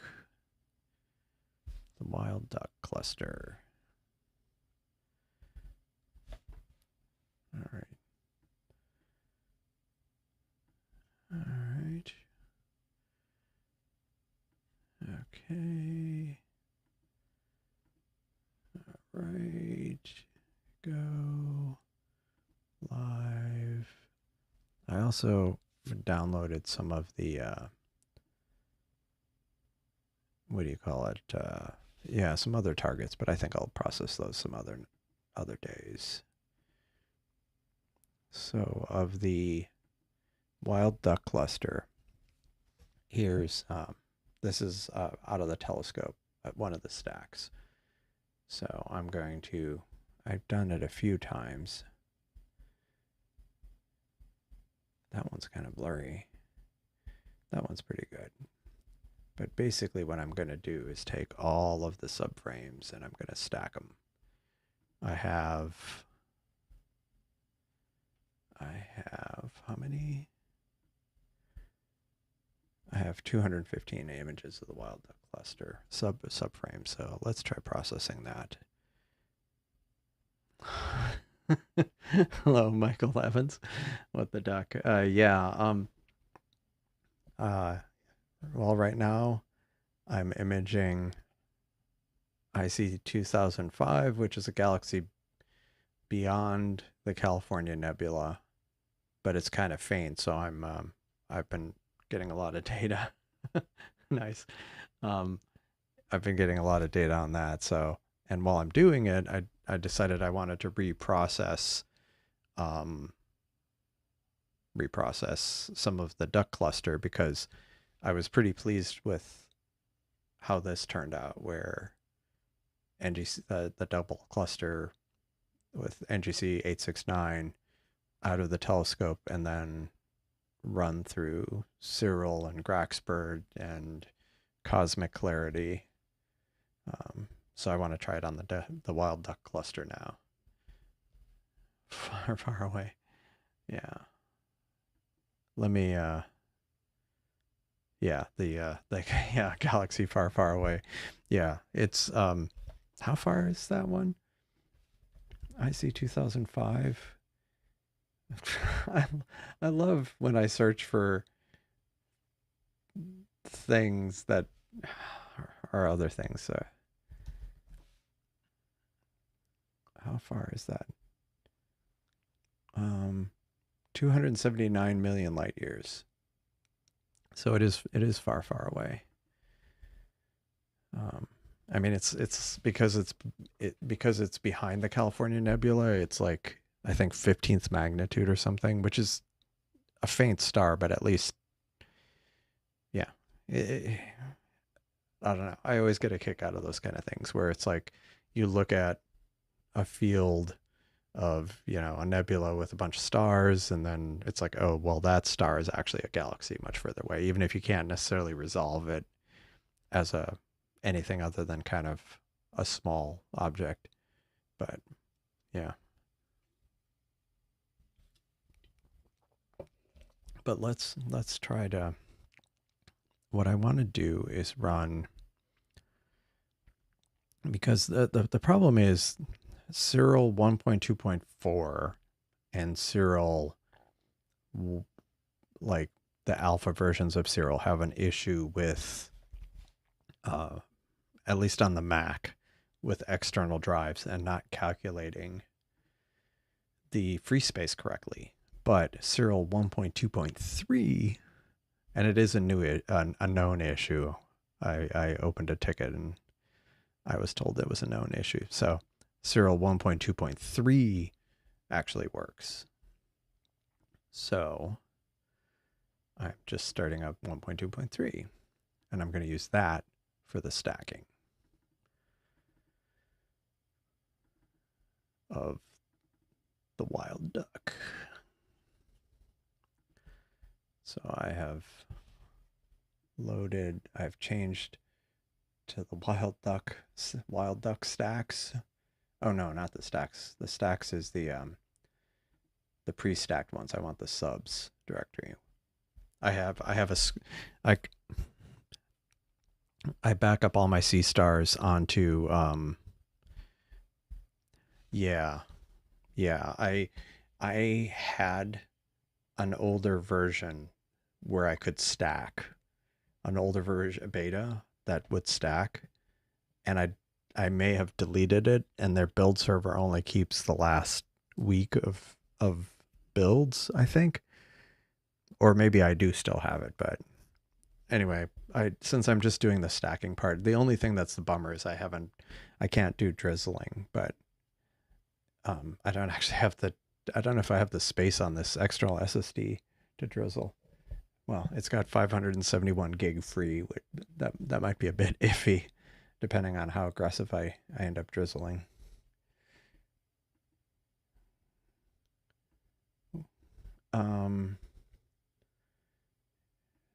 Okay, so I am going to run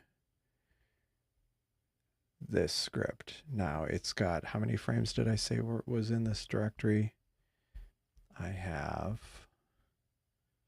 215 frames. So using the default Cyril Seestar script, we'll see how much it actually ends up processing. This is just the one that that has been published by Cyril, that they mention on the Cyril website. So after that's done, because yeah, I'm curious if I can make that the wild duck cluster kind of pop a bit more. I'm sure I can. I just hadn't tried it yet. And based on how that double cluster went, now I'm very curious to see how it looks. So the question will be, how many images are in the stack? Like one of the imaging sessions, it was the alignment was wrong, so I wouldn't be surprised if a few dozen were discarded. Okay, 152, which still isn't bad. That's yeah, not too bad. Over 20 minutes.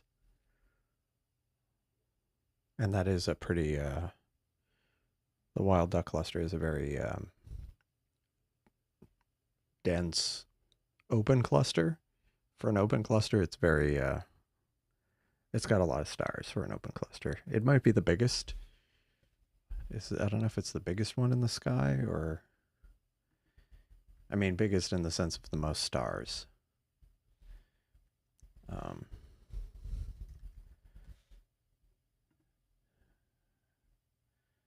Yeah, it's one of the richest and most compact known open clusters. It's one of the most massive open clusters known. Yeah. How many stars are in it? Several. There's at least 871 that are at least 16th magnitude. And the cluster's mass is 3,700 to 11,000 times that of the sun. So it's a pretty substantial open cluster.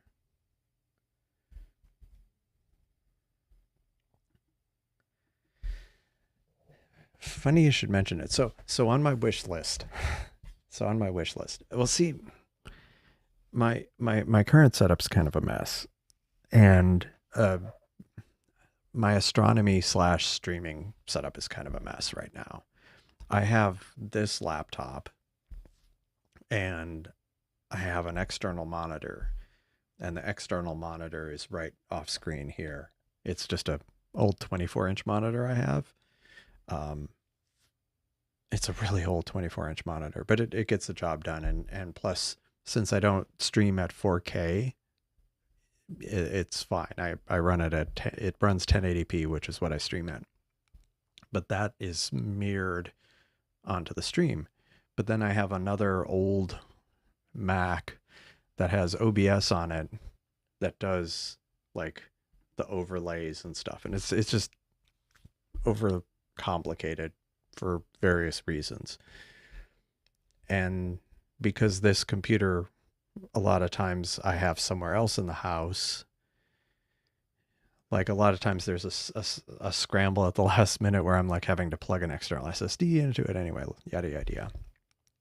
But one thing I've been kind of lacking, so that's been kind of a hassle. And I had thought of redoing like some old other computer I have, which is probably underpowered for the stream, and just dedicate it to it. And also astronomy stuff. But then there's a lot of software that runs on Windows or runs faster on Windows. Some of the it seems like some of the image processing stuff might be better accelerated under Windows. And maybe that's a temporary thing. But there is also software that seems to be like Windows only, like SharpCap. But you can get it to run, some of it to run using Wine or something on the Mac. But long story short, I was thinking of getting like a fairly cheap-ish Windows computer with some kind of like low-end NVIDIA graphics card. Low end. Like we're talking a fairly inexpensive PC, like under 1,000, not, or getting something used even, because I don't do gaming or stuff. So I don't need anything particularly high horsepower that way. So I've thought about that, but then that M4 came out, the Mac Mini, and that's so nice and so small, and it's fast, and I only have an M1 generation, and so it's like the M4 is nice and fast. So, and the price isn't bad. So that could be like dedicated, you know, for astronomy. So, and the stream. So I don't know. It definitely has changed my, it has complicated my my thought process. So this is interesting. I haven't dropped any frames here, not to change the subject, but that's good. On the on this one. Okay, so this stacked. So let's see. Let us see.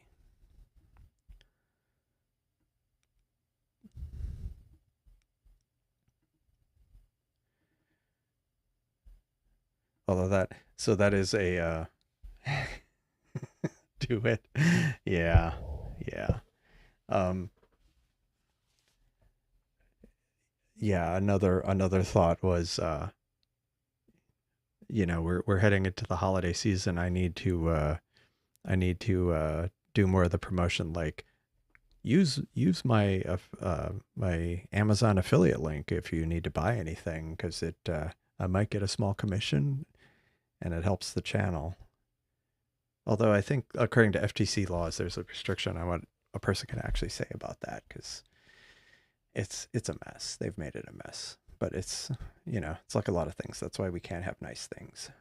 But anyway, yeah. So I need to be more, yeah, because anyway, what I was getting at is like if I promoted certain things, not promoted, but more like, you know, if you use my affiliate links, then it would, you know, I might end up getting the computer sooner.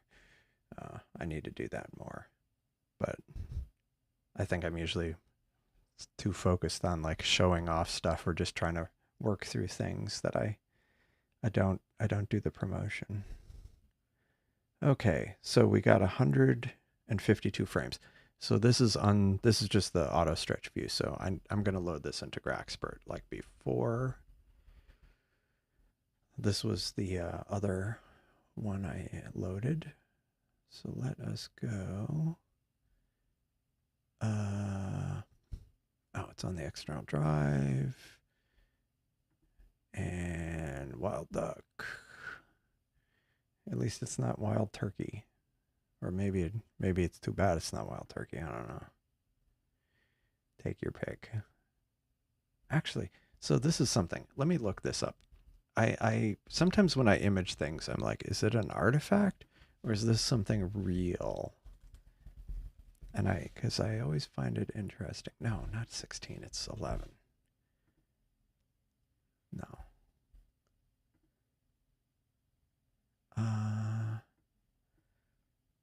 Let's see. That is real. Cool. Well, anyway, what I was getting at that I wasn't 100% sure. It looked real is these dark lanes around here. I was like, is that dust lanes? And it's like, yeah, that is dust. Because there is dust around it. So so let me go ahead and, do I need to crop this at all? I think just a little bit, just a tad. That's the technical term, a tad. Apply background, calculate background. But yeah.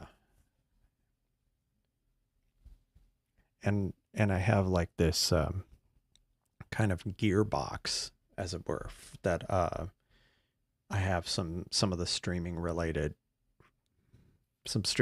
stuff, like a hardware encoder, which is what I actually used for the stream. It was a cheap Amazon special. But I had thought at one point about getting an old Mac Mini and throwing it in there, because it's like a what do you call it? Like a flight case or something, but not an expensive one. It's like a cheap kind of flight case. And I used it for the eclipse to like bring some of my gear with me. Um, but I was thinking that Mac Mini would be perfect for that. You know, it's like so small. Yeah.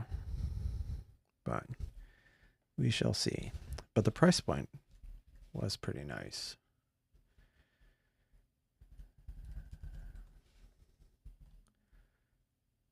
Store. Oops. Mac. Yeah, that Mac Mini is so tiny.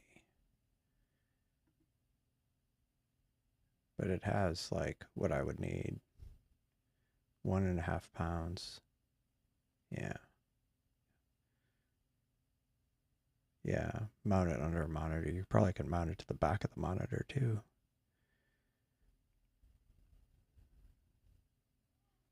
Yeah, look at it compared to a mouse. It's not that. That's cool. The denoising just takes forever. Now, that's another thing I need to, or I want to, I should download. There's a new alpha, a release candidate actually now of Graxpert, and they've added deconvolution to it. And the Seestar Alpha, do I have it running? Yeah, Seestar Alpha. It has, in it now, it has Graxpert interface, and it has background extraction, denoising, but it also has the deconvolution.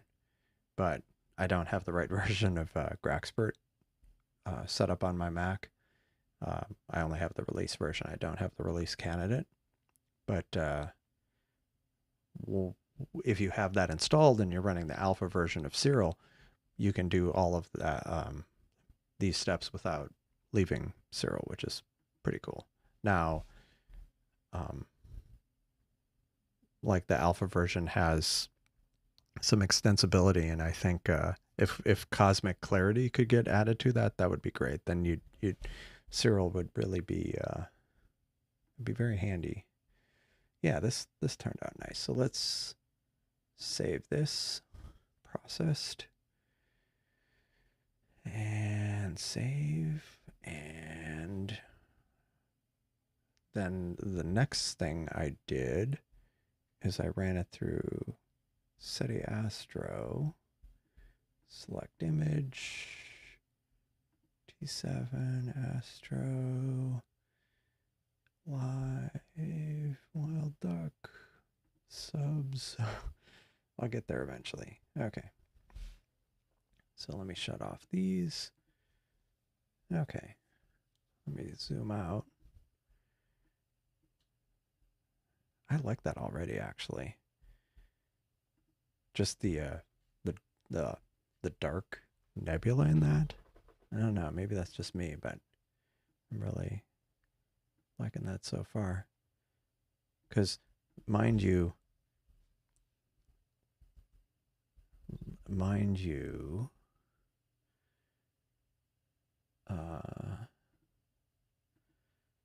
I don't have the JPEGs, but this is what the individual fit files look like for this. So you can kind of see some of the, yeah, it's really kind of hard to see the dark nebula at all. Okay, this one you can see some of the dark nebula. This one was 10-minute exposure. But this one is really bringing it out. Yeah, I don't know. At one point, Seestar might get bloated, but I mean, to be honest, like some of the other tools, like PixInsight seems pretty massive and has so many options. I mean, yeah, I don't know. Yeah, I haven't used PixInsight that much, but some of the discussions I've had with people, like Seestar's stacking is much faster. Probably maybe because it's all in C, but I don't know. I wouldn't. I wouldn't want it to get too carried away. I mean, and there's tons of options in there that I don't personally use, but obviously some people use it. But I think just getting something like cosmic clarity in there would be really nice, because then you can, like right now where I'm kind of bouncing back and forth, where I went from Cyril to Graxpert to cosmic clarity, and then I'm going to go back into Cyril. Or yeah, just to be able to do it in one place would be nice. That's probably too far at 0.2. Yeah, I'm just going to leave it at like 0.5, 0.15. Well, let me try normalize. That didn't seem to do much. Let me try the curves a little lower. Sometimes because the monitor's over here, I end up having to, it probably looks weird, but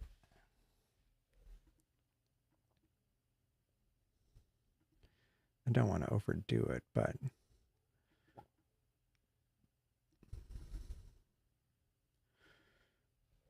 I'm gonna try this because I want to see what happens once I run it through cosmic clarity. So let's see what this does. Oh.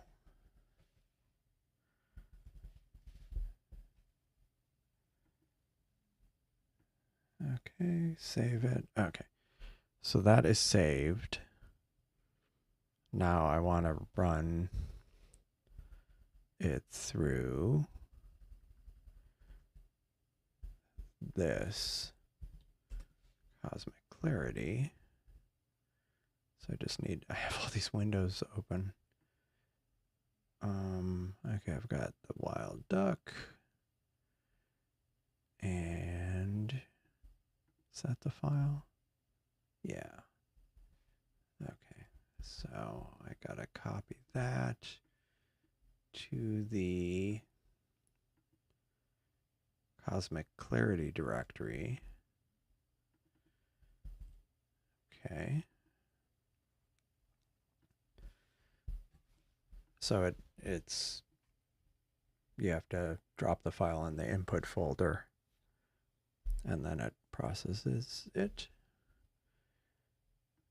And I don't know why the startup time.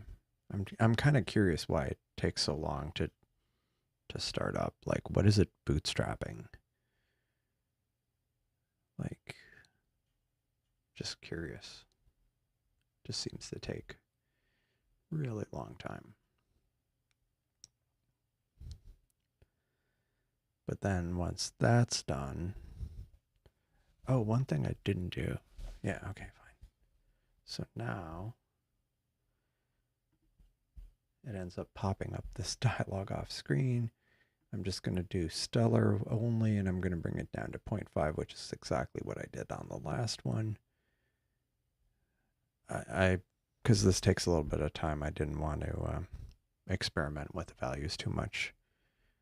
But 0.5 seems like might be a reasonable trade-off, but we will see. Okay, so then the sharpened file, and then copy it back to Cyril. And then if I, oops, not that one, open it up, here's the sharpened version. Whoa. Of course, that's stretched, so that's okay. Okay. Yeah, actually, I'm going to save this as a PNG. Maybe it's a bit overdone, but I don't know. One thing, oh, I'm not in the right version. Let me go open this in the alpha.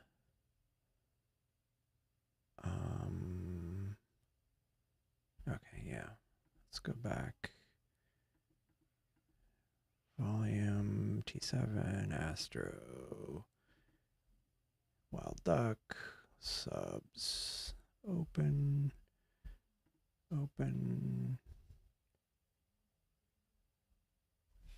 one thing I was just going to mess around with, since I do like the new curves thing. I need to, it's just an excuse right now, but I do want to spend more time on the curves. Actually, that was one thing else I want to see. If I remove green noise, will that actually do anything? I think yeah, okay. Okay. I didn't do the photometric color calibration. Let me see if I can do that. Actually, the one that is supposed to be the new, what I need to do is, sorry.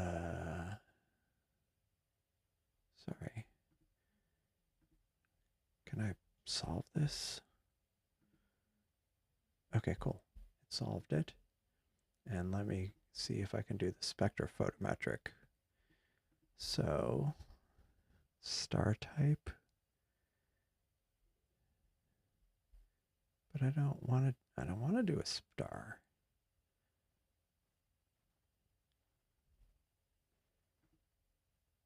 Yeah.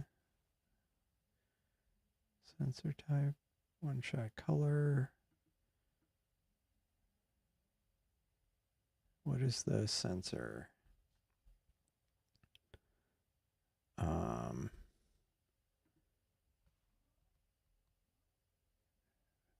462. I doubt they would have it on there, but yeah, no luck. Oh, no, they have a Seestar. Interesting. No filter. Oh, interesting. UV IR block. Ah. Huh. Status, okay, background reference. And the status is whether or not the online solver is there. So let's try this. Wait. And it says, yeah, get Gaia archive available.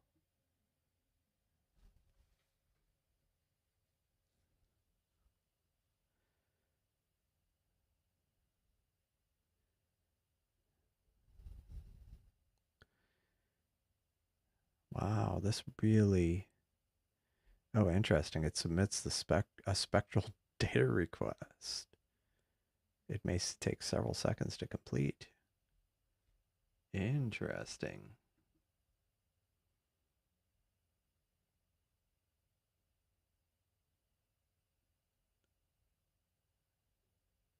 Wow. Wow. SETI, it's gone over 20 minutes at 40% chunks processed. Yikes. Oh, that did not produce the results I was expecting.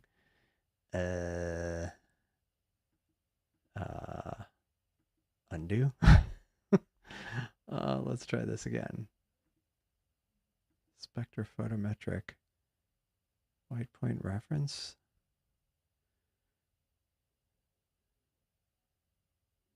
Yeah, I don't know. I think I need to play around with that more. I think I'll just leave that as is.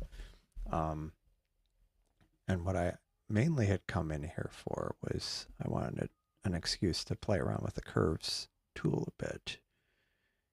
And I'm not going to do just a single color, so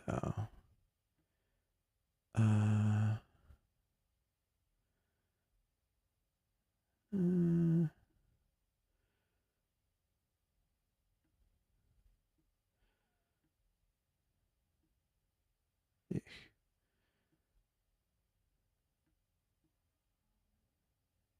just messing around and I'm doing it badly. Right-clicking on the dot gets rid of them like most editors. I'm not going to do anything with this. I'm just going to make it worse. So, I'll say this was degreened.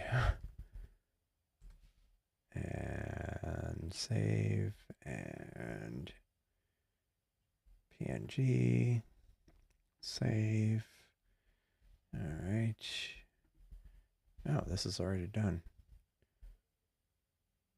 The other one's probably done then. Well, let me look at these then we'll see our before and after, and we'll go look for something else to process. So actually what I need to do is, let me take one of the stacks, and is that what I'm going to do? Yeah, I'll take one of the stacks that I had gotten from the wild, that was right out of telescope. I'll try this one, and I'll do auto stretch, and then, and actually I'll do linear full size, and I'll do histogram there and there, close and save, and PNG. Basically what I'm doing is I'm just taking one of the existing ones. So where did it save it? Where did it save it? Oh, it saved it there. It saved it in the same directory. So here is basically one of the pre-stacks. I mean, this is an unfair comparison, but this is one of, out of the telescope, histograms stretch, saved as a PNG. That's it. And then with a few more minutes of work, I get, whoa, that. Yeah. I mean, the field is slightly different because it was restacked with more data. And so this is not quite 3 times as much data on the right, but, you know, more than twice. But even so, I mean, cosmic clarity really does a great job. Like, all those tools do a great job. Holy moly. I mean, that's, I don't know. I mean, I'm happy with some of this new workflow. It's definitely producing some of the better images, the better processed images I've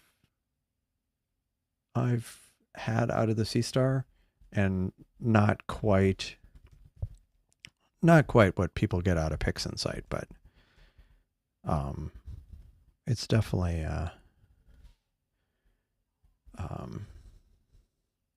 definitely pleased with the results. And what gets me about this one, to be honest, and I'm just marveling at it, is the dark nebula in this. Like, that really turned out nicely.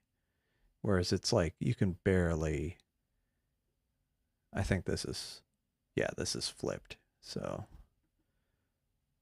yeah, like you can see this, you can kind of see it in here, like it's dark, but you can't really tell if it's like gradient related issues, but there's kind of tendrils in there, which kind of points towards it being not just gradient. But like this thing down here, like you can't even see it in here. Like, and just the crispness of it is just, that's good. That was worth it. I'm pleased with that. Okay, so where are we now?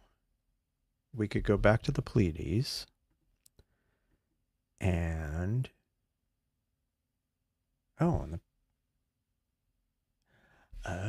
see, I kicked off the Pleiades, and it wasn't running on a schedule. I just started recording it manually, and it's been going for over 30 minutes, but that's turning out nice. I mean, like you can see the reflection nebula there. And this is on my Seestar that has more issues, the B scope. So I'll leave that one alone. What I'm going to do is I'm going to see if I can image. Let me turn off the more intensive. I'm going to see if I can get the Flaming Star Nebula here.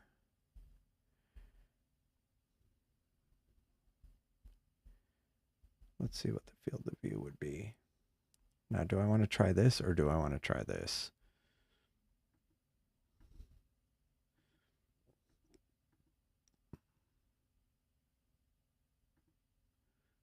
The tadpoles.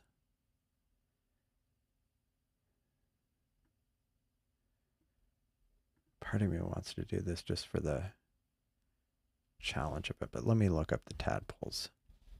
I see 410.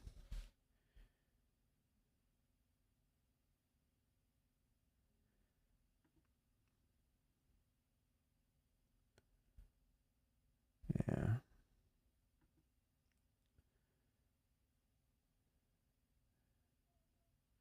Yeah. Let's try that. Let's try the tadpoles. I see 410.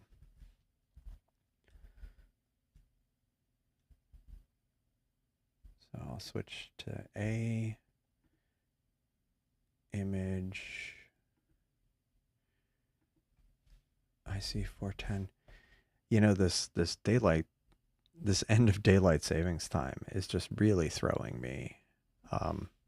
Because like the sun set at 5:30 and I set up my telescopes at 5:30 and I basically had started imaging at 6:30, went live at 7:30. So it feels like I've been going on for a long time, but and I was like, oh, I should wrap it up. And it's like, it's just 10. It's just now 10. So I'm like, well, maybe not. Maybe I'll keep going for a bit longer. I'm going to do 30 minutes, 150 with the light pollution filter. Maybe I'll do 40 minutes. Hello, Wiley site. Thanks for joining. How's it going? But yeah, while I'm waiting for that to load, I just want to marvel at this.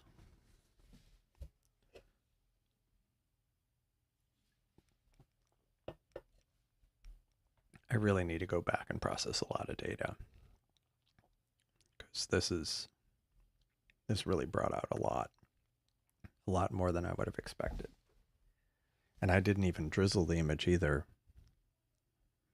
So now I want to try redoing some, not necessarily this data set, but some other data sets and drizzle it and then go through the same pipeline.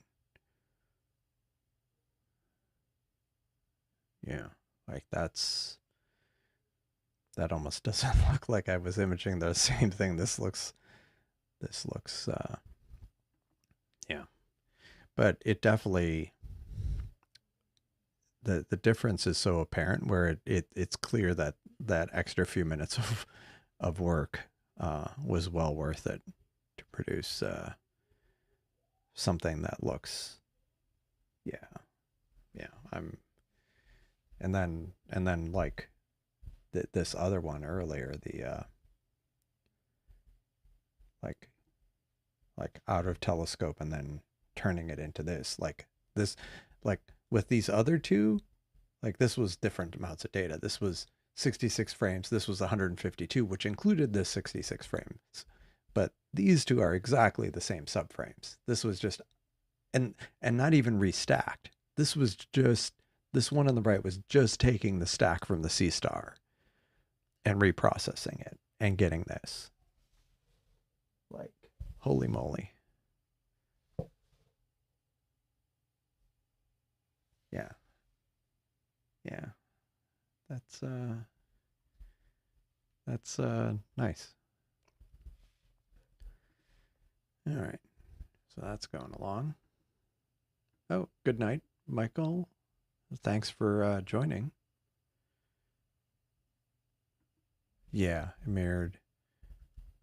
Let me go back to these two. No, not these two, but this two. Yeah, mirrored. So how do I mirror it? What's it? Tools. Flip. Nope. The other one, horizontal. Yeah. Yeah. So I mean it's, yeah, so you can kind of see The dark nebula. Okay. But it's definitely not nowhere near as pronounced. Like, holy moly. Yeah. Oh, yeah. Thanks for joining, Tariq. I appreciate it. It's been a while. Hope to see you again soon. Thanks. Have a good evening or good morning or whatever. Thanks. Man. Wow. Wowee. I'm really tickled by that. I mean, again, but but especially like just this too. The fact that these were the exact same fits file, just processed differently. Nice. Okay. Okay, good. I wasn't sure. I swear I had imaged IC410 before and was kind of not sure if I wanted to do it again, but this is looking reasonable. So that's good. Cool, cool. So what else? Do I want to process anything else tonight? I might. What else did I have from my backlog? I don't know. Do I want to do that? It's a lot more data.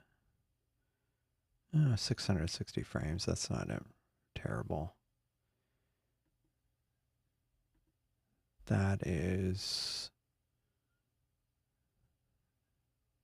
1300 frames. No, I don't want to do that. I basically had pulled two other data sets that I was considering trying tonight. One was the Monkey Head Nebula, NGC 2175, and the other was M16, the Eagle Nebula. I'm kind of tempted to try the Eagle Nebula. Here's one of the sessions I did. And this is out of the telescope, so pretty good.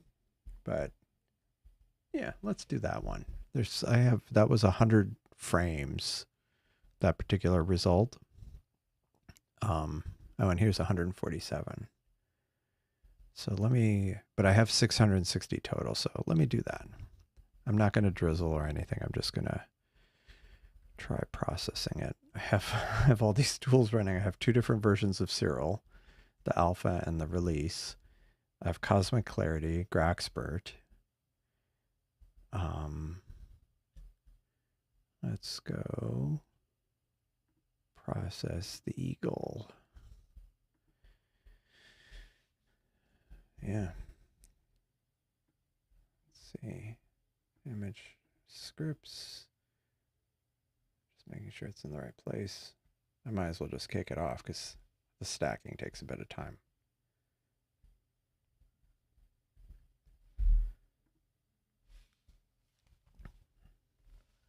Yeah. I'm quite pleased with that processing. Yeah, and I have like, I don't know. I don't think it's hundreds of thousands of frames, but I have a lot of stuff that I've accumulated. So let me see.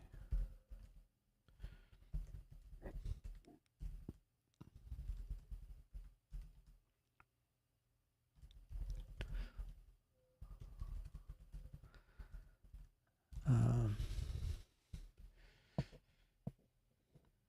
oh, I said at the beginning of the stream I wasn't going to ignore Discord, but okay, it's fine. Just wanted to make sure. And speaking of Discord, I'll plug it again for those who might be passing through. But yeah, let's see.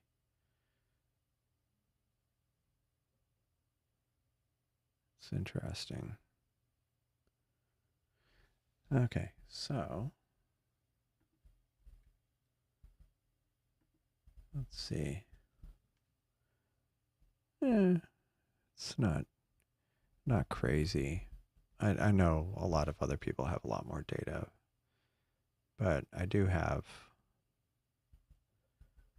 yeah, I have a decent amount.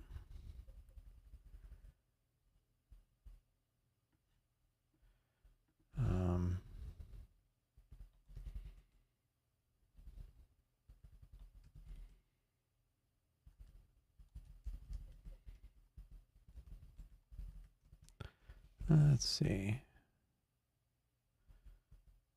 Yeah, it's not that much.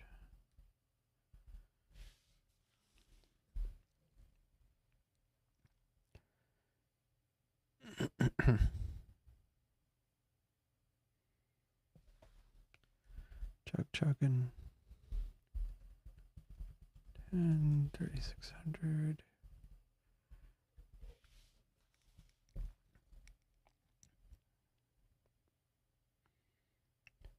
So it's 660 frames. We'll see how much it ends up rejecting.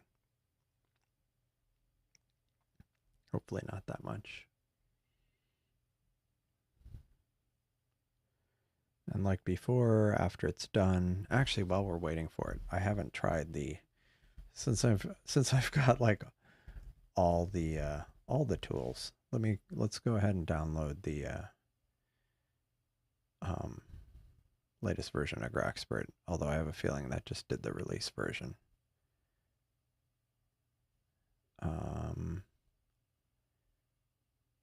What was it, blog? No, I think you have to go directly to the GitHub releases. Yeah, pre-release. First release candidate of 3.1. Sorry, I'm just looking at so 3.1 adds an AI for deconvolution. Stars should not be affected. Deconvolving structures in nebular galaxies. So let's try this out. Yeah.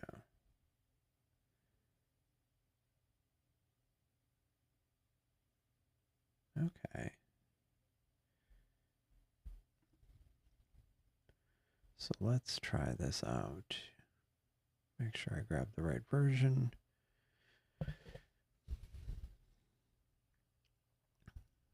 All right. I'll try this out as live testing of stuff.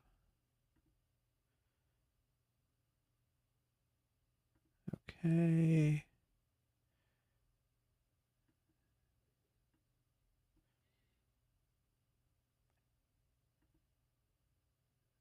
It's 300 meg. So that is, let's see.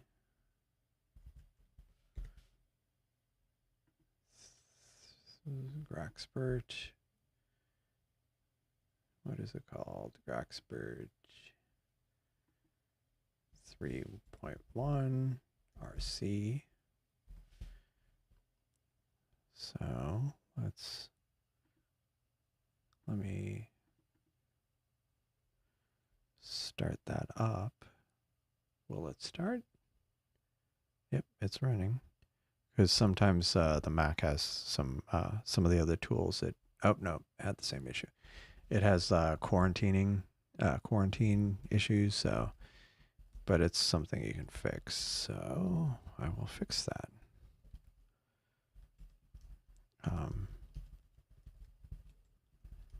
Okay. All right. So got rid of the quarantine issues, and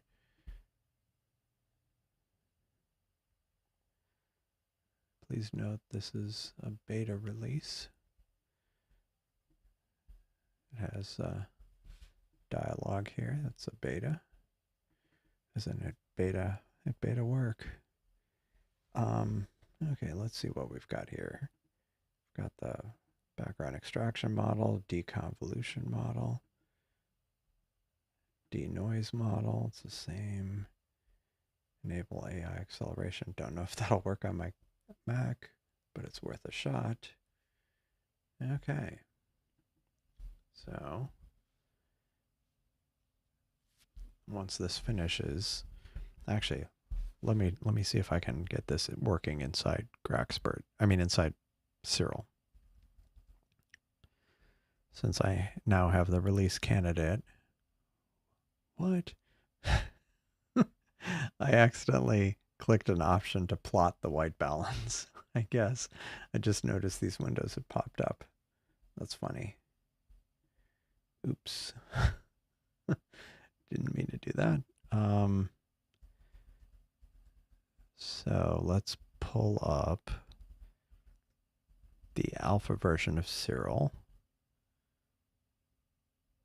which is this one. So let's go preferences, and one issue I ran into was getting it to the way Mac binaries are, they're kind of a bundle, and it didn't want to point at like the bundle. That's what's visible in Finder when you double click on an app. But this in Graxpert didn't want to point at the bundle. It actually wanted to point at the actual executable that's inside the bundle. And so let me see if I can get that working. Graxpert RC.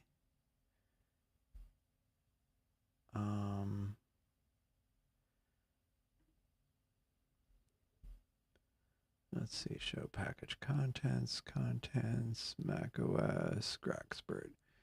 So I need to, okay, cool. So I was able to kind of I was able to open the bundle and then drag the executable in here. And so that should work. Okay.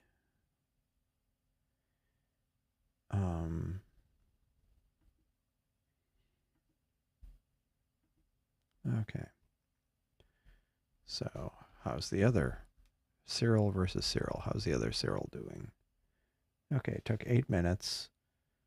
It stacked 522 out of 660. Good. I was hoping at least 500, and it did slightly more than 500. So let's see what that looks like. And auto stretch. Nice. Okay, cool. So what I was going to do is I was going to try processing this because I haven't done this. I know Wiley Site has done this, but I have not done this yet where I've done all the processing. Well, or at least the Graxpert processing within Cyril. Oh, okay. Right. Yeah. So I did this, the spectrum, spectrographic, spectrophotometric color calibration. That sounds like supercalifragilistic. Spectrophotometric color calibration. Sorry. I didn't even get up. I didn't even, it's not even like I slept little. Okay, so the first step I wanted to do, let's do the auto stretch. The first step we want to do is do the background extraction. AI. Now let me look at Graxpert to see what settings I have. I usually have it set to 1.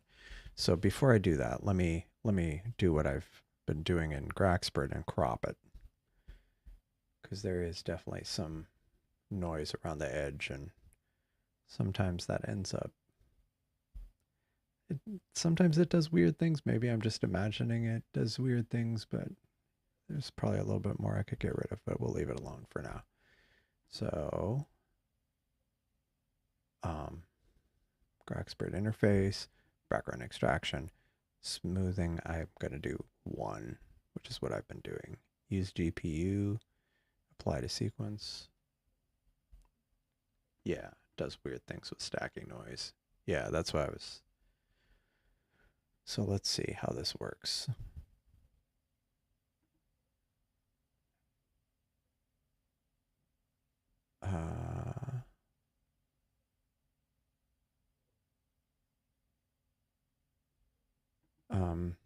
Before I do that, let me crop this. I'll just call this cropped. Save. Okay, I've cropped this. GraphSpurt, background extraction, 1, apply.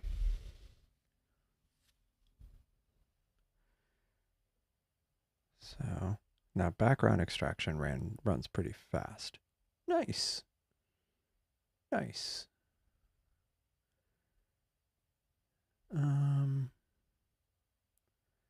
Yeah, I'll leave that as is. So let's try doing a denoise.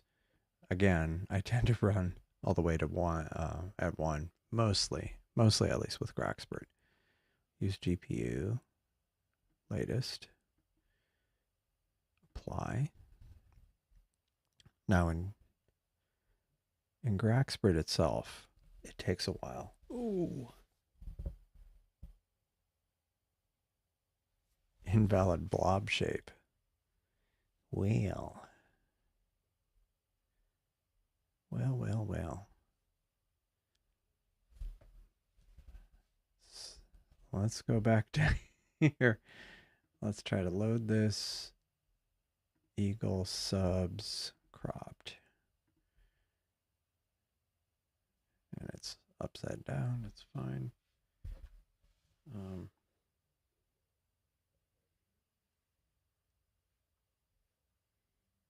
Sorry.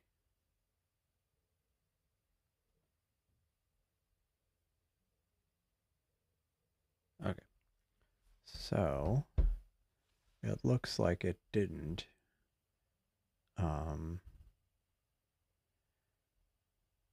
It is cropped, but it didn't remove the background. So I'll do the background extraction.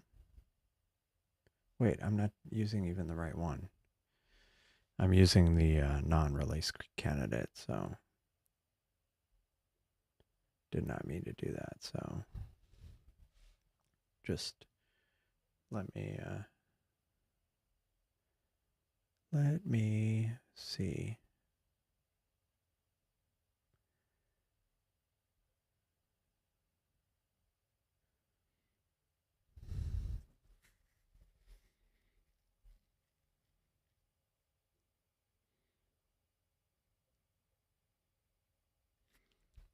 Sorry, this is. Do I actually have GraphSpurt? Yeah. Let me load the image. Well,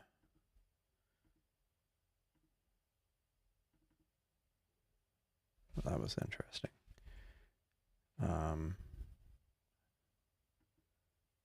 gonna quit this. I don't know what was going on. Anyway, this is the release candidate. We'll try this again. Background extraction, smoothing 1. Is it possible? That would be. The problem is, there's a problem. A lot of my workflow doesn't support it. The camera I'm using, it's a 4K camera. But I'm using the HDMI output, and the HDMI output is only 1080. My encoder only does, I don't think it does 4K. Let me see if this other encoder I have does 4K.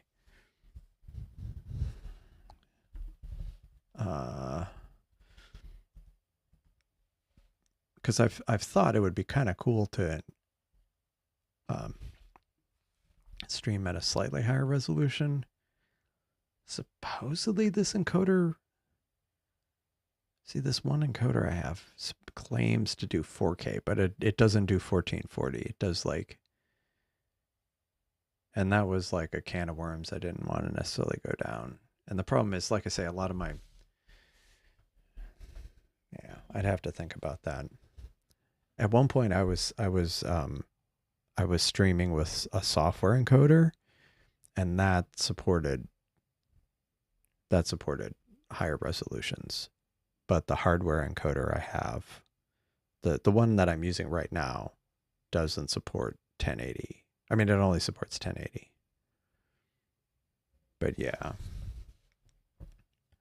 And then there's like this external monitor is only 1080p. So like everything in my workflow is like 1080p.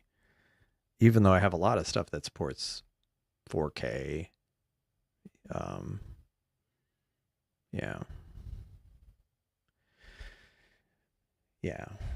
Yeah, unfortunately. I'd have to think about that. But it's something I've wanted to do.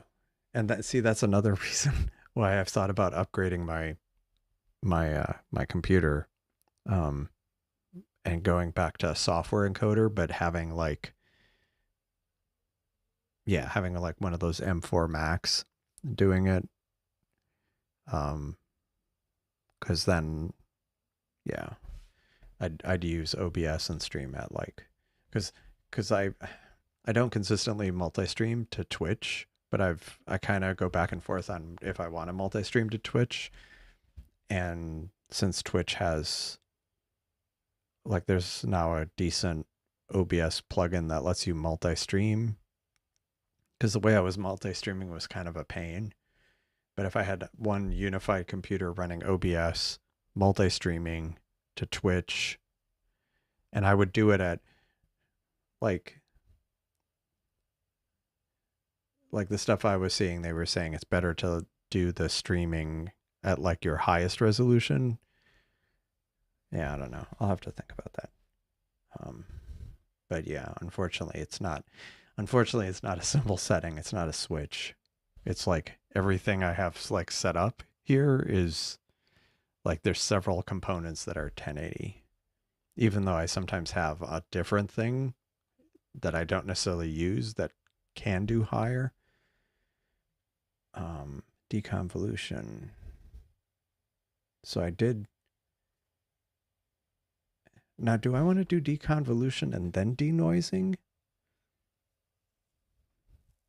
Or do people usually do denoise and then deconvolution? Like, that would be the question.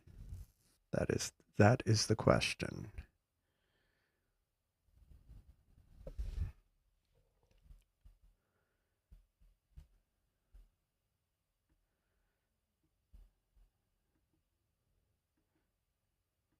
Yeah. Yeah. Well, and then I do usually try to crank up the magnification of the text. But yeah, that's sometimes, yeah, maybe. Well, I don't use two PC streaming. I use like an ATEM I picked up like a year or two ago. Basically a Blackmagic ATEM, because they can stream directly. Okay, you did deconvolution before denoise. Denoise is usually the last step. Okay. We'll do that. We'll do that then.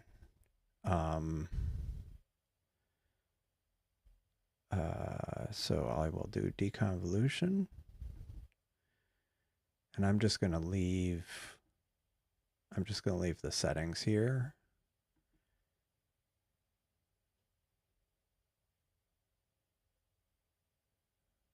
Did it? Oh. It's downloading something. I think it's downloading maybe it's downloading, maybe not. I think it's downloading something. Let's see.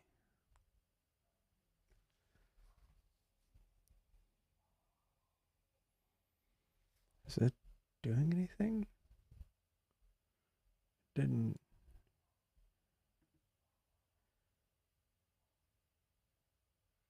This may take a while. Did it give any feedback? Is it doing anything? Huh. Oh. Yeah. Should I download it? No. Yes. Okay. Yes. Downloading at a good clip.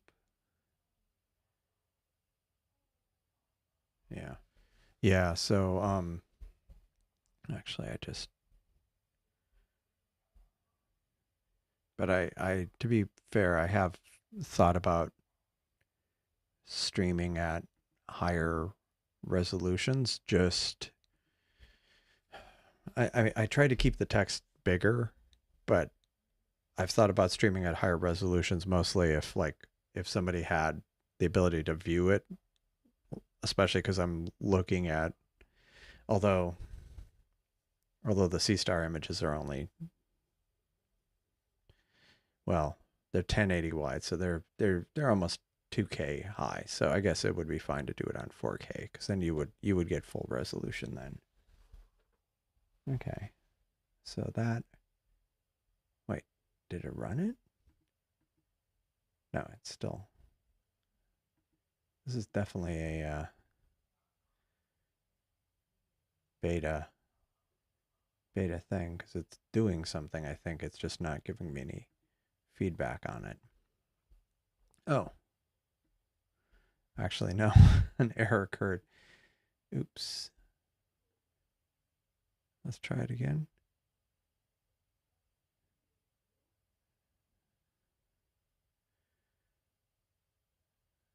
Okay. We'll see if this works. Is it doing something?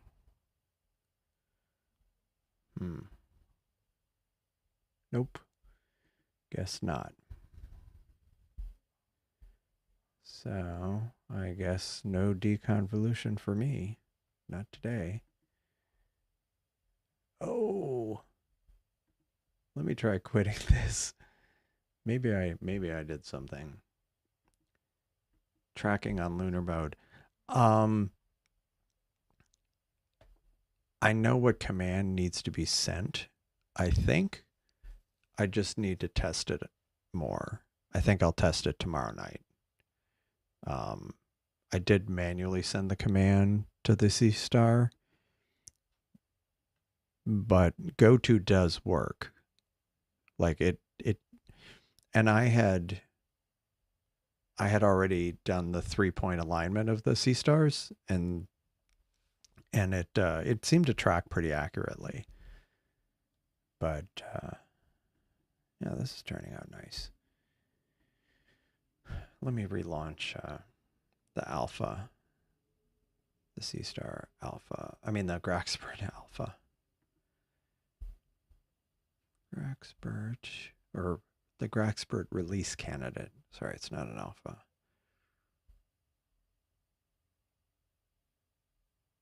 Okay. All right. Okay. Oops. What did I just do? Oh, it's because. All right. All right. Okay, so let's try it. If this doesn't work, I'm going to go back to the release version of Graxpert.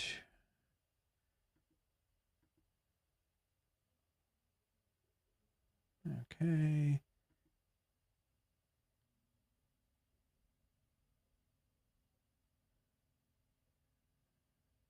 Now, before it crashed, but will this run? It's definitely thinking about it.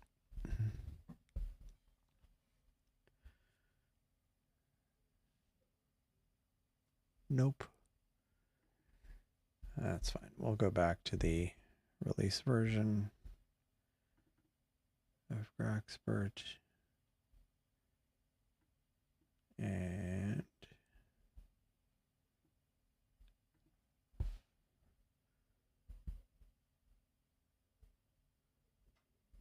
Let's see, and then we'll do the denoise and then save, and then I will, after I save the denoised version, I will load it into SETI Astro to do the stretch, and then cosmic clarity. Yeah, cosmic clarity for the stars. Not the stars, for, yeah, the stars. Or maybe I'll do it for both. Yeah, since there's a nebula. Let's bring this back. Yeah, I did 40 minutes, so 6% an hour. How big is the image that you're processing? How big is the image? Jeez. That's painful.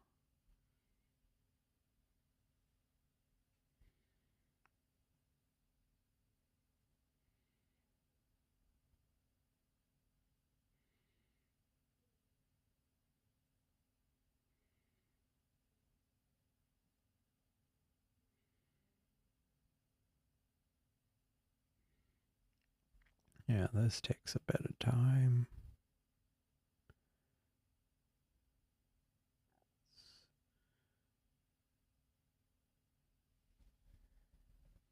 CPU's definitely busy.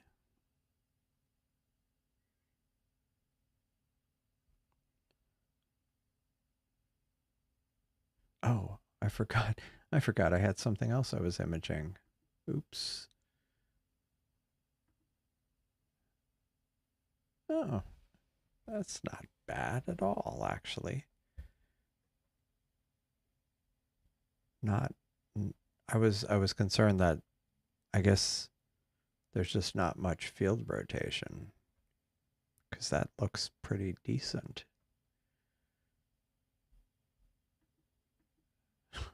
12,000? 12,000. Is that a mosaic, or is it like drizzled, or what? What in the world? What in the world are you doing, Seiko? Yikes. Um, Save this out. Okay, so we've got, now I just need to run it through the SETI Astro tool. Select image, Eagle subs, Groxpert, open.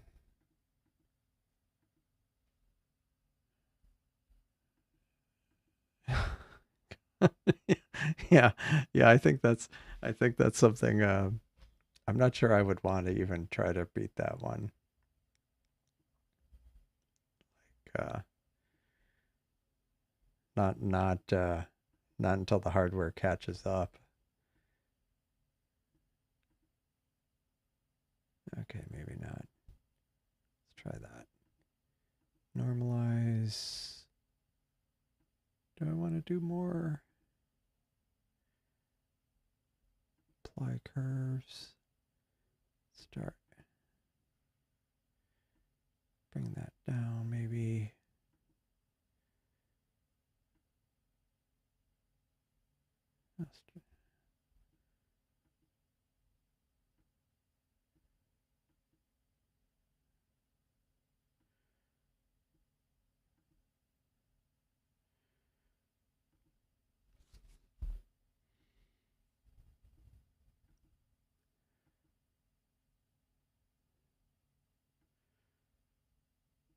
Just messing around here. How much boost do I want? I think it's not terrible. Just not quite.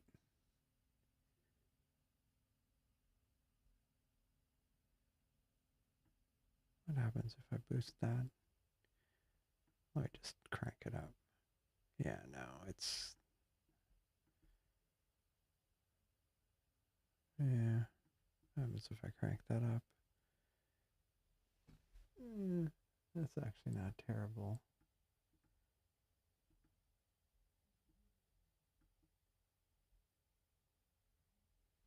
Yeah, I'll save that for now. I'm kind of, fits, save, 32, okay. So last step, let's see, what else? Eagle subs. It's interesting.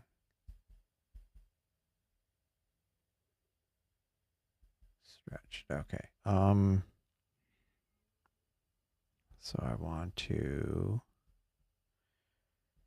run that through SETI Astro, or no, Cosmic Clarity, sorry.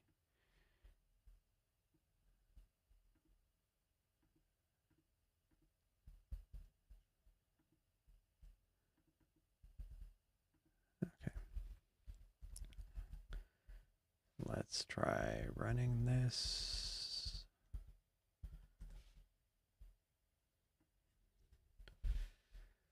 And after this completes, I will,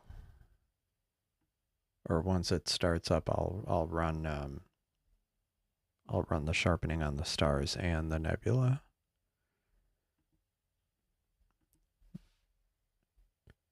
It's pretty good. I mean, for alt azimuth, like that's a really good ratio. Almost 400 frames and only 7 dropped. Like that's really good.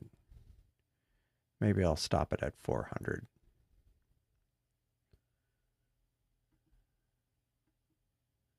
Yeah. Yeah. But even then, well, I guess 6400 by 4000. Yeah, 24 megapixel. Okay. 24 megapixel, but then 4 times bigger, so it's 100 megapixel. Yeah, that makes sense. Yeah, like you were saying, 1.2 gig. Yikes. And what target are you processing, Seiko?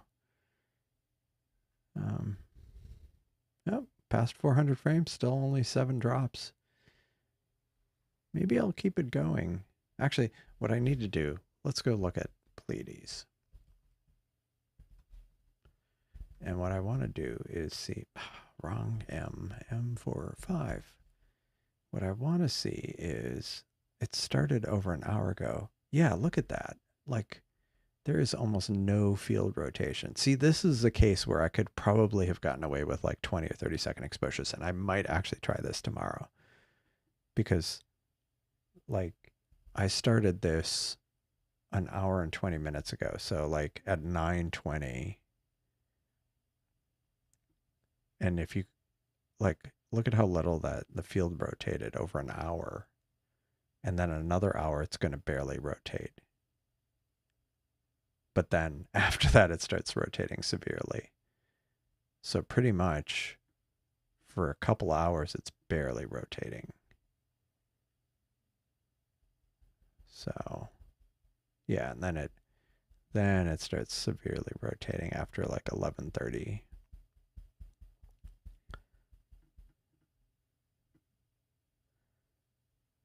Yeah, see. And it's like, whoa. But until then, it's actually very little rotation. Like, that's at midnight going backwards. Like, it's barely rotating. So I might just keep this going for a bit, since it's rotating almost not at all. Yeah, look at that. It's just like,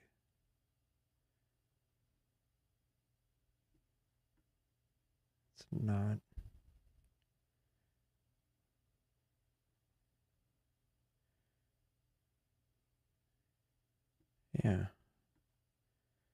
Cool.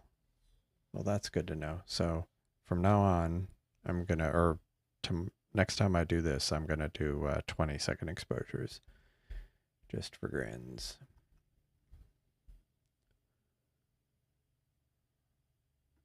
NGC 2720.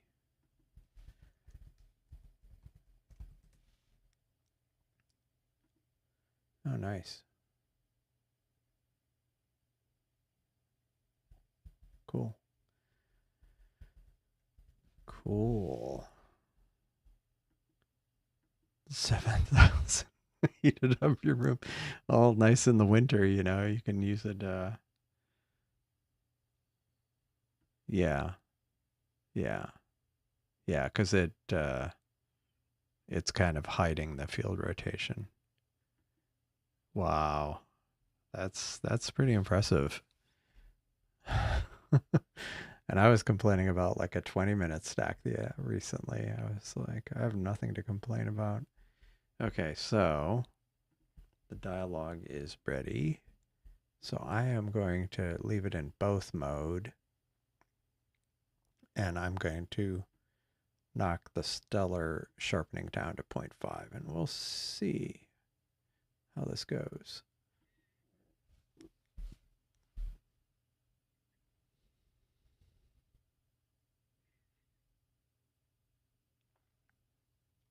And it's going. It's a thinking.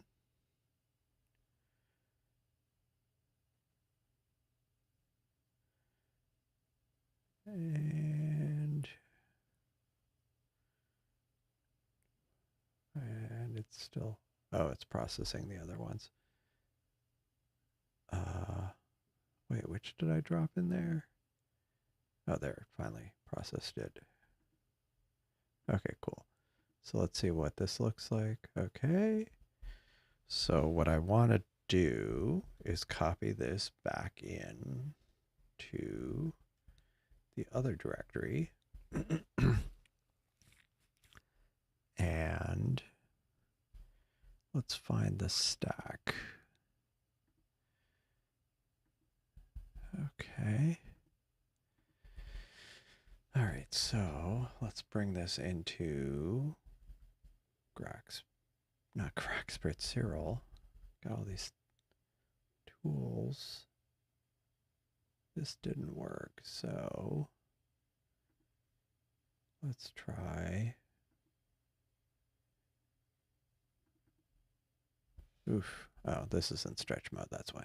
Okay. Still feels like it could be brighter. But the detail is nice. Yeah. So what am I editing that on? I've been using a variety of tools, but this is Cyril. Oops. This is Cyril. Which actually I'll dump links to all the programs I've been using. They're all free software. So Cyril, and they all are cross-platform. So I do that, and I use this, and I use Cyril from like stacking. I use Graxpert for noise reduction and background extraction, so getting rid of the gradient. And then I've been using the SETI Astro, which there's a few tools. One of them is Cosmic Clarity, so I'll use that. And then I've used this one for the stretching.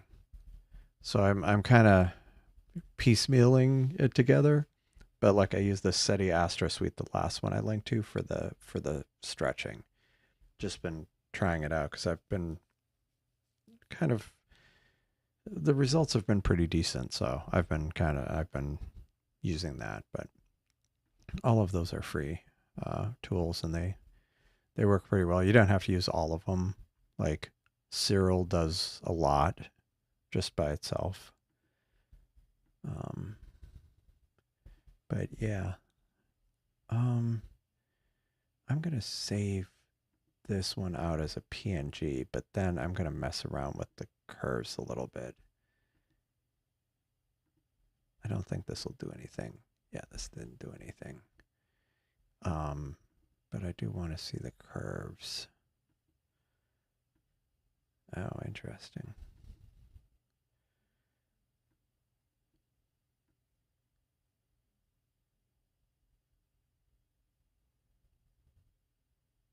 Just trying to move this without clipping anything. Yeah.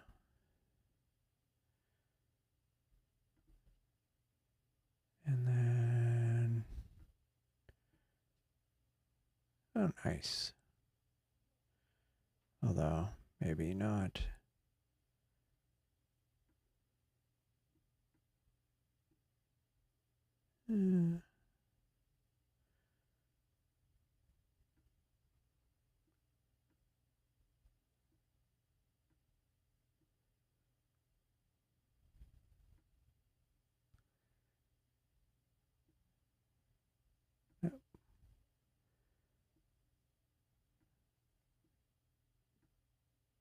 No. Just I'm making it worse.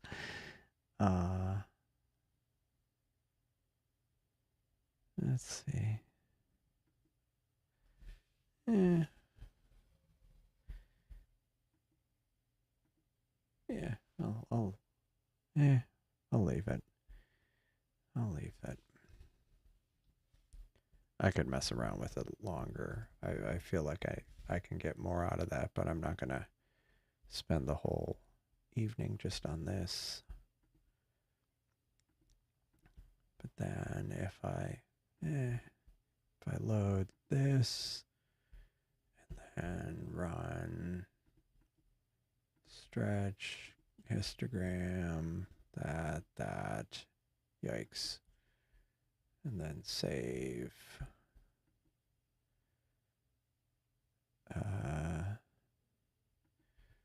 Yeah, I mean that's pretty severe. I was just curious, so show the last one. Which last one, Chris? And yeah, it's Aiden, yeah, like Chris said, it's M16, which is the Eagle Nebula. It's also the one that kind of was famous for the is it Pillars of Creation? Like this was a famous Hubble Space Telescope thing of kind of these I think they look like fingers, but that is, if you look, it's this part of it is these bits. So obviously it's a space telescope, but it's still kind of cool that it's not like it's like impossible to see those. But let me bring up. Like I say, this wasn't necessarily the best comparison. I need to rotate this one, and then flip horizontal. Okay, that has a terrible gradient. But this basically I just did a histogram stretch on the stack out of the telescope, and then with more data, and I'm not necessarily sure if I'm thrilled. So this was the sharpened version with cosmic clarity.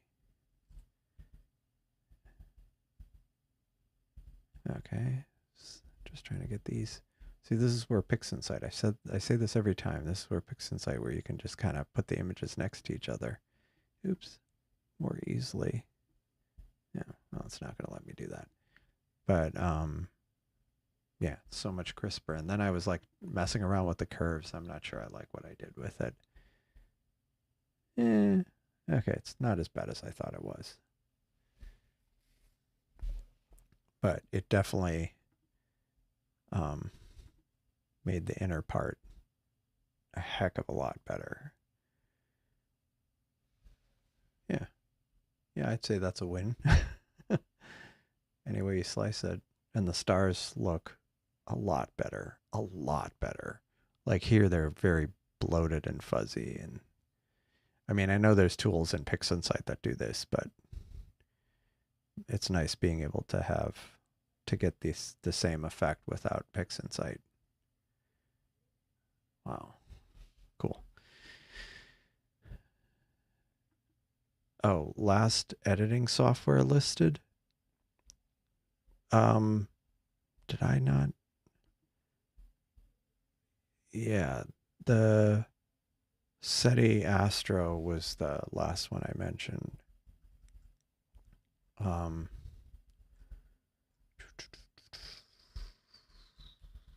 oh, hold on a second. I just accidentally closed my chat.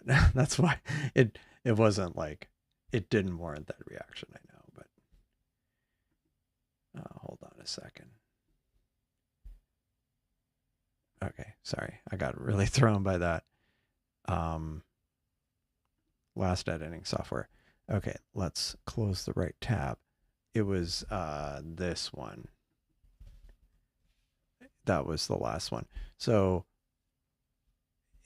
yeah, the pillars are in M16, which it was like one of those things where I had like one piece of information where I was like, I knew about the Hubble image and I vaguely remember seeing, oh, it's in the Eagle Nebula. But then I was so focused on like M16 and I'm like, oh, wait, it's the same thing. Never mind. Yeah. Yeah. So what it wasn't all done in serial. It was basically I stacked it in serial. This isn't the stack. This is the pre-stacked one from the Seestar. But I have two versions of serial. I stacked it. Yeah. So this is the stack. So this was the raw image from the Seestar. This was a stacked image where I took all the subframes that the Seestar had taken and I just stacked them in serial. And then this is just a visual stretch. So I did that. And then I loaded the image into Graxpert and I ran basically the background extraction, which got rid of this kind of yellow to, or not yellow, this blue to red gradient, which is from like light pollution or just whatever. That removed that gradient. And then I did denoising, which kind of got rid of the noise, the graininess that you have, like all the noise in there. So I did that, and I just run it at 100% and just hit calculate, save. So I did that, and then to actually, and really, you can save out the stretched version in Graxpert, and sometimes I've done that, but then I've been using this other tool, trying out this other tool, Cosmic Clarity, or SETI Astro, the statistical stretch, to kind of do a standalone stretch. And then I use Cosmic Clarity, which made the stars sharper. So it's a bunch of different tools. Now, the alpha version of Cyril has that. I tried to do it inside the alpha version of Cyril, but the alpha version of Cyril has the ability to control the Graxpert steps inside of it. But I ran into an issue where I was having a problem with, well, the deconvolution requires the release candidate of Graxpert. Anyway, I ran into an issue with that, so I ended up just using the standalone one. But it probably won't be too long before you'll be able to take at least the kind of dev version of Cyril, which you can download pre-built, and then use it with Graxpert, and then do all that Graxpert, all those stages of stacking, and then the Graxpert processing without leaving Cyril. The Cosmic Clarity stuff is still external, but at some point that'll probably be integrated. So you'll have like a workflow that you'll be able to do everything within Serial, but it might end up using some of these external tools. But I think the result is worth it. I mean, it, especially once you kind of get used to the, and different, different people have different workflows, but I've been kind of playing around with this one. But I think the results are definitely worth it. Like massive, massive difference. I mean, especially like the crispness of everything. I mean, and that's a combination. That's partly the denoising, that's partly the cosmic clarity, which kind of resharpens things. Um, yeah. So yeah, that's kind of like the series of steps I've been playing around with. Yeah, nice. Oh yeah, no, I mean, we all started somewhere, and it's and the good thing is Orion is a great target. It's or like the Orion Nebula, it's that was probably the first thing I ever imaged many years ago, and because it's such a bright target, it's pretty pretty high in the sky. Um, at least where I live, it's pretty high in the sky. So I'm like trying to find where I have the window. There we go. But this is turning out nice. I mean, look at that. That's and it's got to be because there's like no field rotation. That's got to be it. Plus, I don't even know what I set dithering to.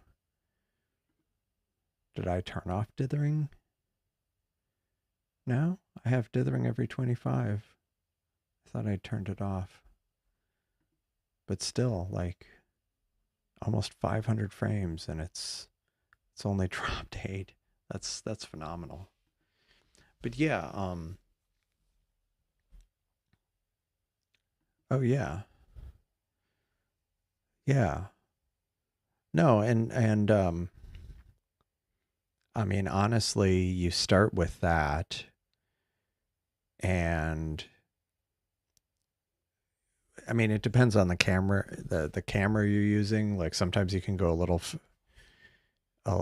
longer of an exposure, but then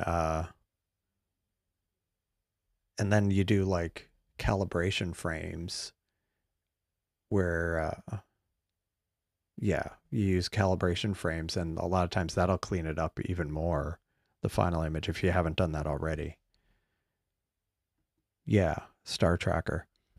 Yeah, I think I have like I mean, there's a lot of them out there. I have just like what is it, a Star Adventurer, a Star Tracker that I've used, and I've been happy with it. I also have, I need to use it. I bought it, and then it was around the time, I think it arrived around the time of the solar eclipse, and then I got like really busy. Um, but I need to dust it out and start using it.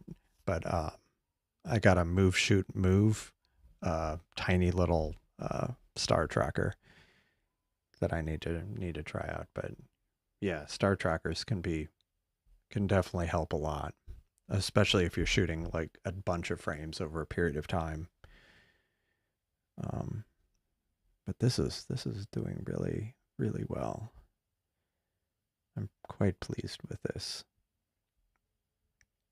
I mean, again, 500 frames and only 8 dropped. Let's see what, I think the other one's probably done. Yeah, this is done. This was the final stack, and then it's gone. So I could probably do something else on this one. That's the A scope, which is actually the better of the two sensors.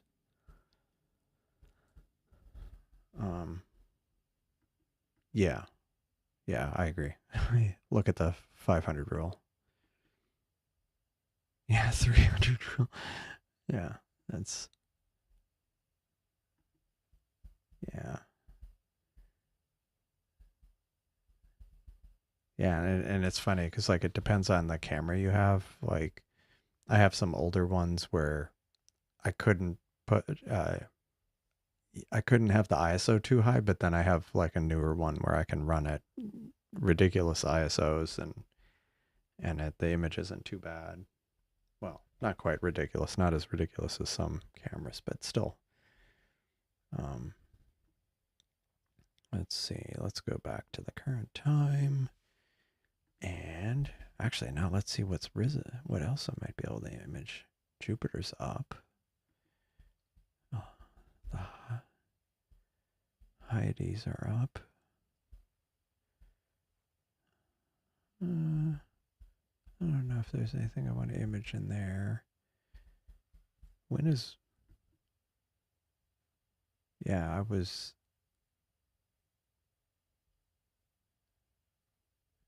Yeah.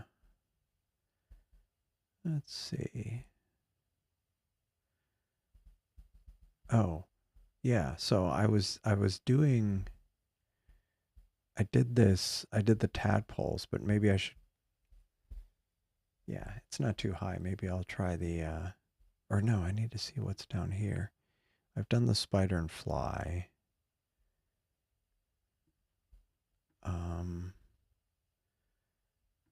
Starfish cluster. I think I've gotten all those. Let's see what else. Actually, I haven't shot this in a while. Let's do M1. Let's do M1. Oh no, wait. M1. I M1 might not be visible. Never mind. I had advanced the time and forgot that I had done that. What is down here? Oh yeah.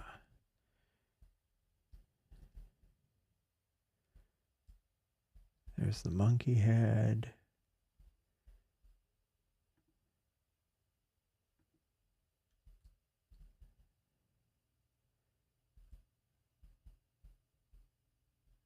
Which one is this? Brewers? Lowers Nebula. Okay. So those will be visible before too long.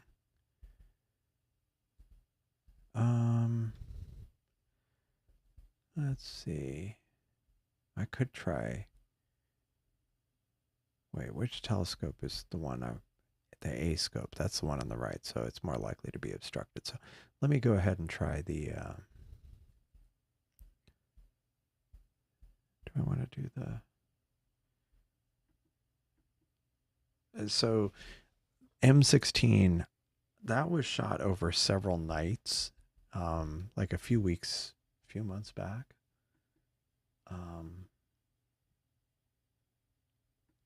Like the total amount of frames I had was like 600, but I had shot this over, um, like these are the pre-stacked ones. So this was back in July and August. I took these over several nights. And that was mostly because my backyard, it was pretty low, the Eagle Nebula, and it was only briefly visible, like for about half an hour, like about an hour per night between two buildings. Yeah, it's 600 at 10 seconds. So it was, and the final stack, yeah, sorry, the final stack was 522. So it was almost an hour and a half of data. Yeah, so like not quite 90 minutes of data. Yeah, sorry, the little detail. Yeah. Um, so let's see. Do I want to try to do the Flaming Star Nebula? Problem is, it's such a big target. I just feel like I should do a mosaic with that. But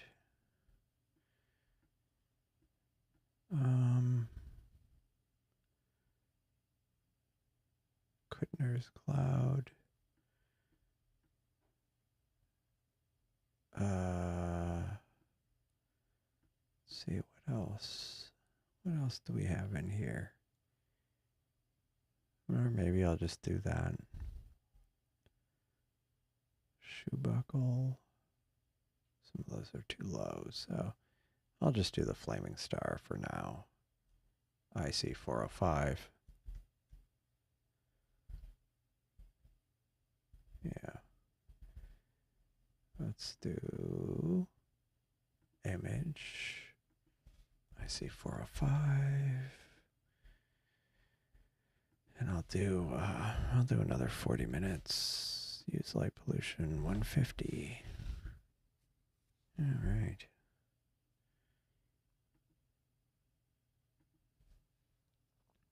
Cool.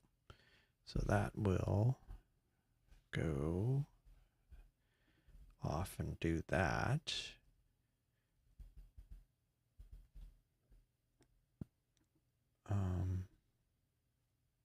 But I'm pleased with this. I'm glad it's just continuing to go. Maybe I'll stop it when it gets to a couple hours. Still, only 10 drop frames. Nice. Cool. No, I still have a little so left.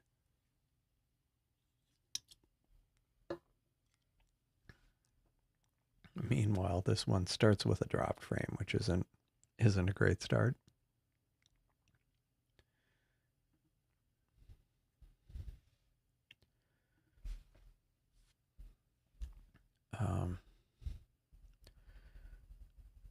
Forgot to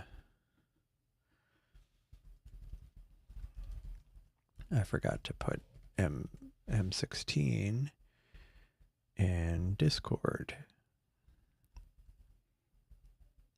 which yeah, if you haven't liked the video, please like and subscribe. And also here's the link to the channel Discord server, where I've been trying, at least attempting to be consistent with dumping the images from the live streams as I'm processing them. Let's see. So I'll do that. These two.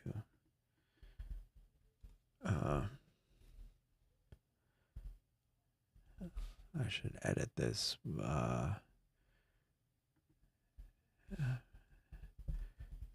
It's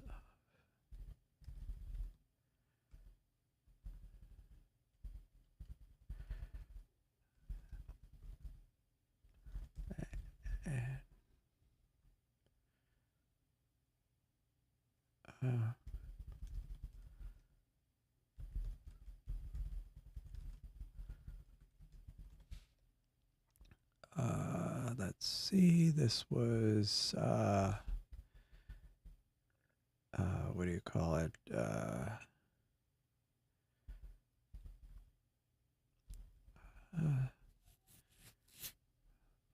What do you call it? It was the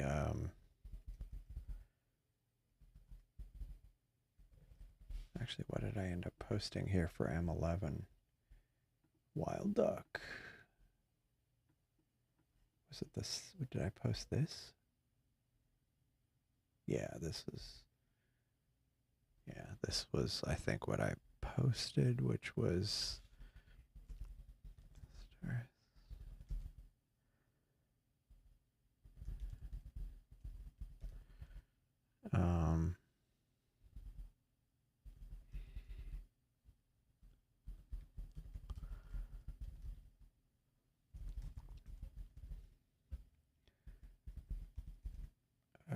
what was it? Groxpert SETI Astro Cosmic Clarity.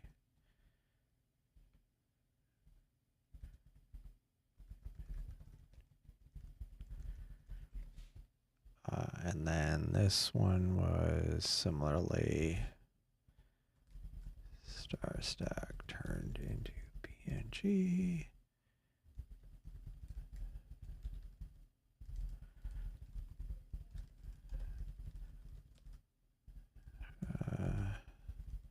I'm just writing a note in the Discord server. Let's see. So it was 147. So it wasn't quite. It was over 3x as much data. So just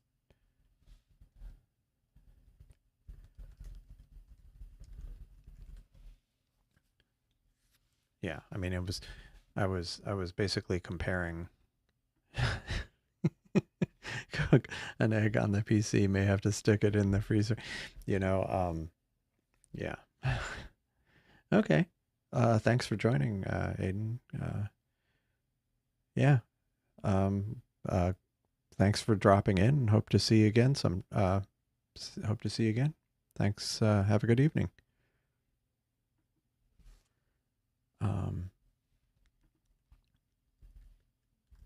I think I'm gonna process the monkey head maybe next time I end up processing things. I have all these windows open, but this. I'm gonna let this go for a while. Oops, stop. But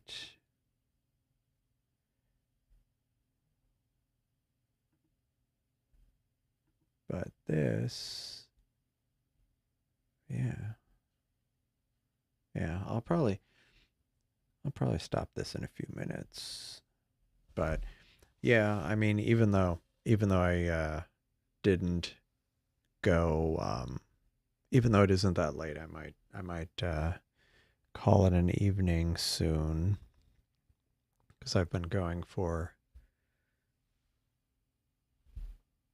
almost 4 hours at this point. So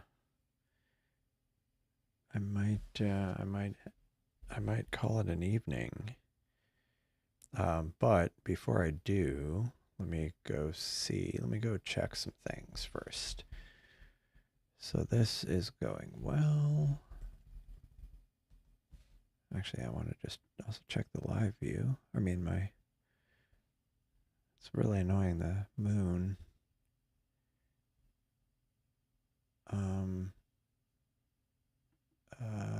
That's not good.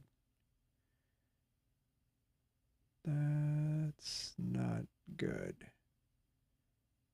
I hope that doesn't mean that the all sky camera ran out of battery. It might have. Darn it. I hate that. Where was I? Oh, I was gonna see.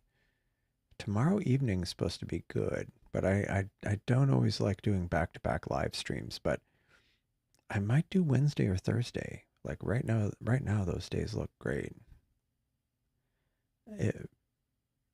Thursday particularly looks good. I mean, like, so if I say 7 p.m., above average, 7 p.m. on Wednesday, excellent and average, and 7 p.m. or 8 p.m. on Thursday are excellent and above average. Yeah, that could be good. And it looks like we might have some, I might be able to do one on Saturday as well. I might not do it on, well, we'll see. One thing I did, for those who are here who might have seen it, I did a stream on, or I did screen sharing on Discord when I was kind of messing around with some stuff last night. And I think I might start doing that on a regular basis. I need to kind of look into it to see if I can do that and maybe a Twitch stream at the same time for my laptop. But I'll have to see, because that might be the problem is, so I do the live streams from here, and this is like a particular room, but sometimes I'm kind of downstairs or I'm working on the telescopes and I don't necessarily have a camera handy. So, and I don't want to use like the laptop camera. But if I could stream just kind of, you know, if I could stream to, I mean, I can I can screen share to Discord, but if I could also stream to Twitch at the same time, that might be something I might look into that. So I might basically, basically what I'm getting at is I might go live tomorrow evening or other days this week, but it won't be on YouTube. It would probably be on Discord. So if you haven't joined the Discord server, uh, if you want to, feel free to join it because we might, I might start doing that more regularly on these other nights where maybe I don't want to do, for whatever reason, a full stream, or like last night I was doing a lot of development. So I was doing more intensive development, but then for a while I had the image up of Saturn right near the moon, which was kind of cool. So I'll probably start doing that more regularly. And that was a suggestion by Chris with a K. So I appreciate that. Yeah, this is coming up on 2 hours, almost 600 frames, and only 10 drops. I think once it hits 600, I'm gonna call it an evening. But yeah, like I say, I'll stream either Wednesday or Thursday. Thursday looks like it's got better odds. Wednesday's got some clouds a little bit in the afternoon, so sometimes that ends up kind of extending into the evening. But other than that, I'll probably be on Discord. Well, I'm always on Discord, but I might be doing stream on Discord or screen sharing. And I did it silently last time, but I think I need to figure out how I can do like audio, not just audio, but like music, like background music.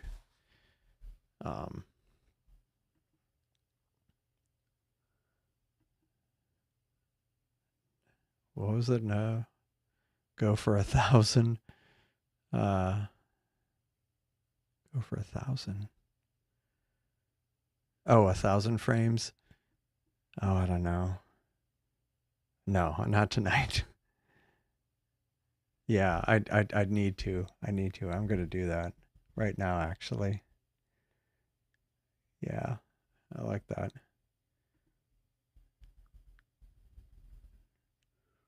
What am I looking at? Uh,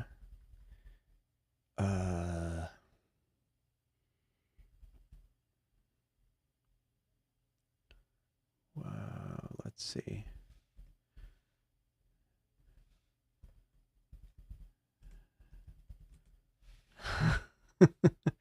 Yeah, I mean, granted, it's not an apples to apples comparison. I mean, it's an unusual setup because there's basically no natural field rotation or very little. So the amount of noise is around the edges is just super low. And considering I'm not using a light pollution filter, like this is turning out pretty nice given that the moon's up. So, I see Builder just joined. Hello, Builder. But yeah, well, the problem is there's so much noise. Like that's why I accidentally had my mic on at one point last night, and I ended up shutting it off because I realized like there were dogs barking and my kids are like gaming in the background and like doing shout out call outs to anyway, so it was pretty much chaos. So I need to figure out a way to, and I know there's a way where you can pick an application audio. I just need to do it, and I also need to figure out what kind of audio I want to use. Yeah, exactly. Who needs EQ? Yeah. Well, I think I figured I don't think I'll be able to go to 1,000 because I think the field will start rotating after in the next hour or so. So I might be able to get towards 700 frames, but still 600 frames with like only 10 drops is just phenomenal for an alt azimuth thing. Well, and that's what later in the week, like the seeing is okay now, but looking at like, and this happened, Widely Sight was there. I remember it was a live stream in the spring and the conditions were like excellent. And I think I went till 4 in the morning. It was pretty brutal, but it was, I got some amazing, it was very good quality data. But like, but see, like Tuesday is kind of, I mean, it's not bad, but like, look at this on Wednesday. Like, excellent. Now, seeing is below average, but then Thursday, it starts getting like excellent and above average. Like Thursday night could end up being one of those nights where it just, where I might end up just staying up late. So I'm going to play it by ear, but Wednesday from a trans, yeah. Thursday looks like it's going to be the good evening. Um, like, yeah. Tomorrow evening's not too bad, but Thursday evening might be the evening that I end up going for a while. I do actually have a coffee machine right outside the outside this room, so I could definitely yeah. I'm not necessarily going to put that in what is it? What do you call it? Commit to that, but you never know. You never know. I mean, when the conditions are that good.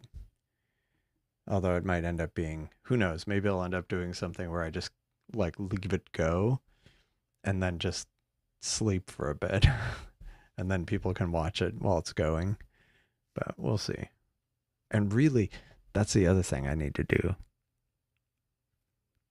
If I do Thursday, if I do a stream on Thursday, you know what? This would be a good thing. If I do what I did yesterday, last night, I mean, the good thing about doing it that way is it helps me try out some of these things. But if I do a Discord or Twitch stream tomorrow and or Wednesday, I could start messing around with EQ mode on one of the telescopes and then have it ready to go for Thursday for the good conditions. That might be what I end up doing, because then that would give me a couple nights to kind of work out the kinks on it. So then Thursday night I'd be able to kind of do it for real. And I'll do it on, I have the two telescopes. The A scope, which is the one that has the better sensor, I'll do EQ mode on that one. And it'll give me time. I have to make sure I have everything cleared off too. Yeah. Yeah. Yeah. But yeah, so we'll see. Oh yeah, so that's the other thing I need to update. I want to, and actually that would make sense. I'll update the B scope. I was going to update the B scope to the latest firmware. And then the A scope is going to be, I'll do EQ mode. And really, I mean, I say the B scope has a worse sensor, and it shows up in some cases, but like this is the B scope right now. And it's actually doing pretty well. So what's the temperature outside? Oh, do it on a live stream? You mean update the firmware on a live stream? That would be interesting. That could be entertaining. Yeah, I'll have to think about that. The main thing I want to do is the EQ mode.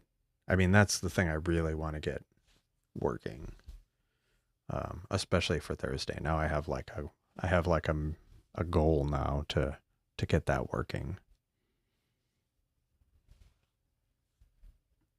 Yeah, yeah, I should do that. But yeah, we'll see. But I probably won't do. I won't necessarily do a full-fledged live stream until Thursday. But I might do some other little things, or maybe I'll do a lot. I do a live stream to YouTube, but it'll be like unpublished, just because it's going to be even more chaotic. You know, not something you would necessarily want to. Yeah, not necessarily something I would want to kind of push out there, just because it might involve lots of me not being in front of the camera or talking or anything happening at all, you know, or just dead air or dead video while I'm kind of working through things. Yeah. Yeah, that'll be interesting. That'll be interesting. So that's a good idea. Yeah. Yeah, this is going well. It's still chugging along.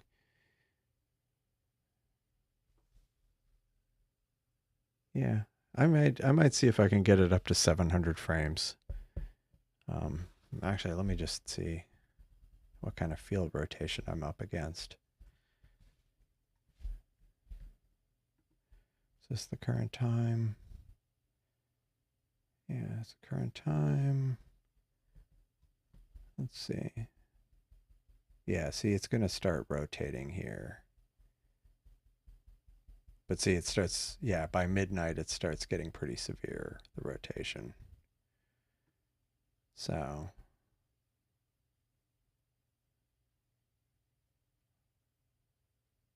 like right where we are now,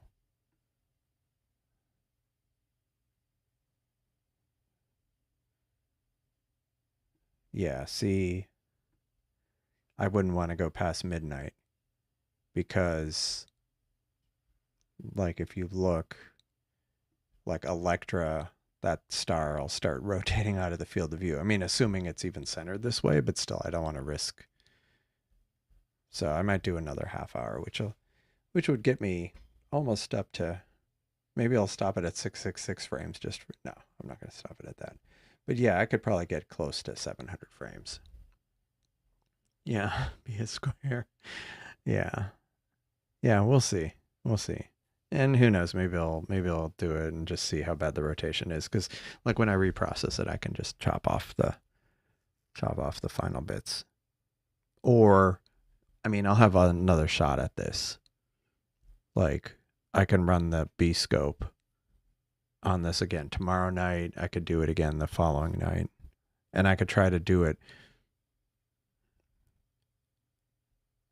Yeah, I could see. I could have kept this one going because the B scope never got blocked by the house behind it, behind me. So I could have kept this one going, and it could have been up to like 700 frames by now. So maybe I'll do that again tomorrow. Just try to let it run. Yeah. See how long I can do an alt as without any field without yeah. Anyhow, yeah. So I think I'm going to call it a night. But like I say, keep an eye out. If you haven't joined the Discord, join the Discord.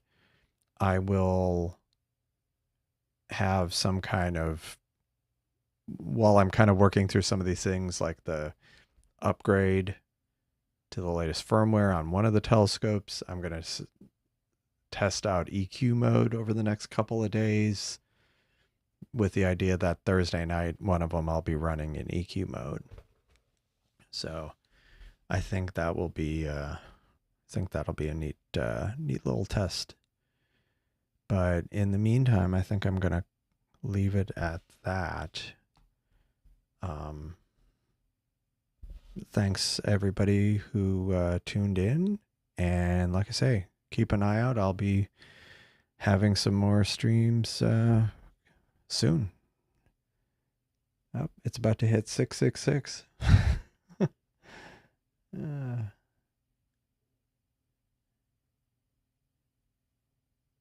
almost there.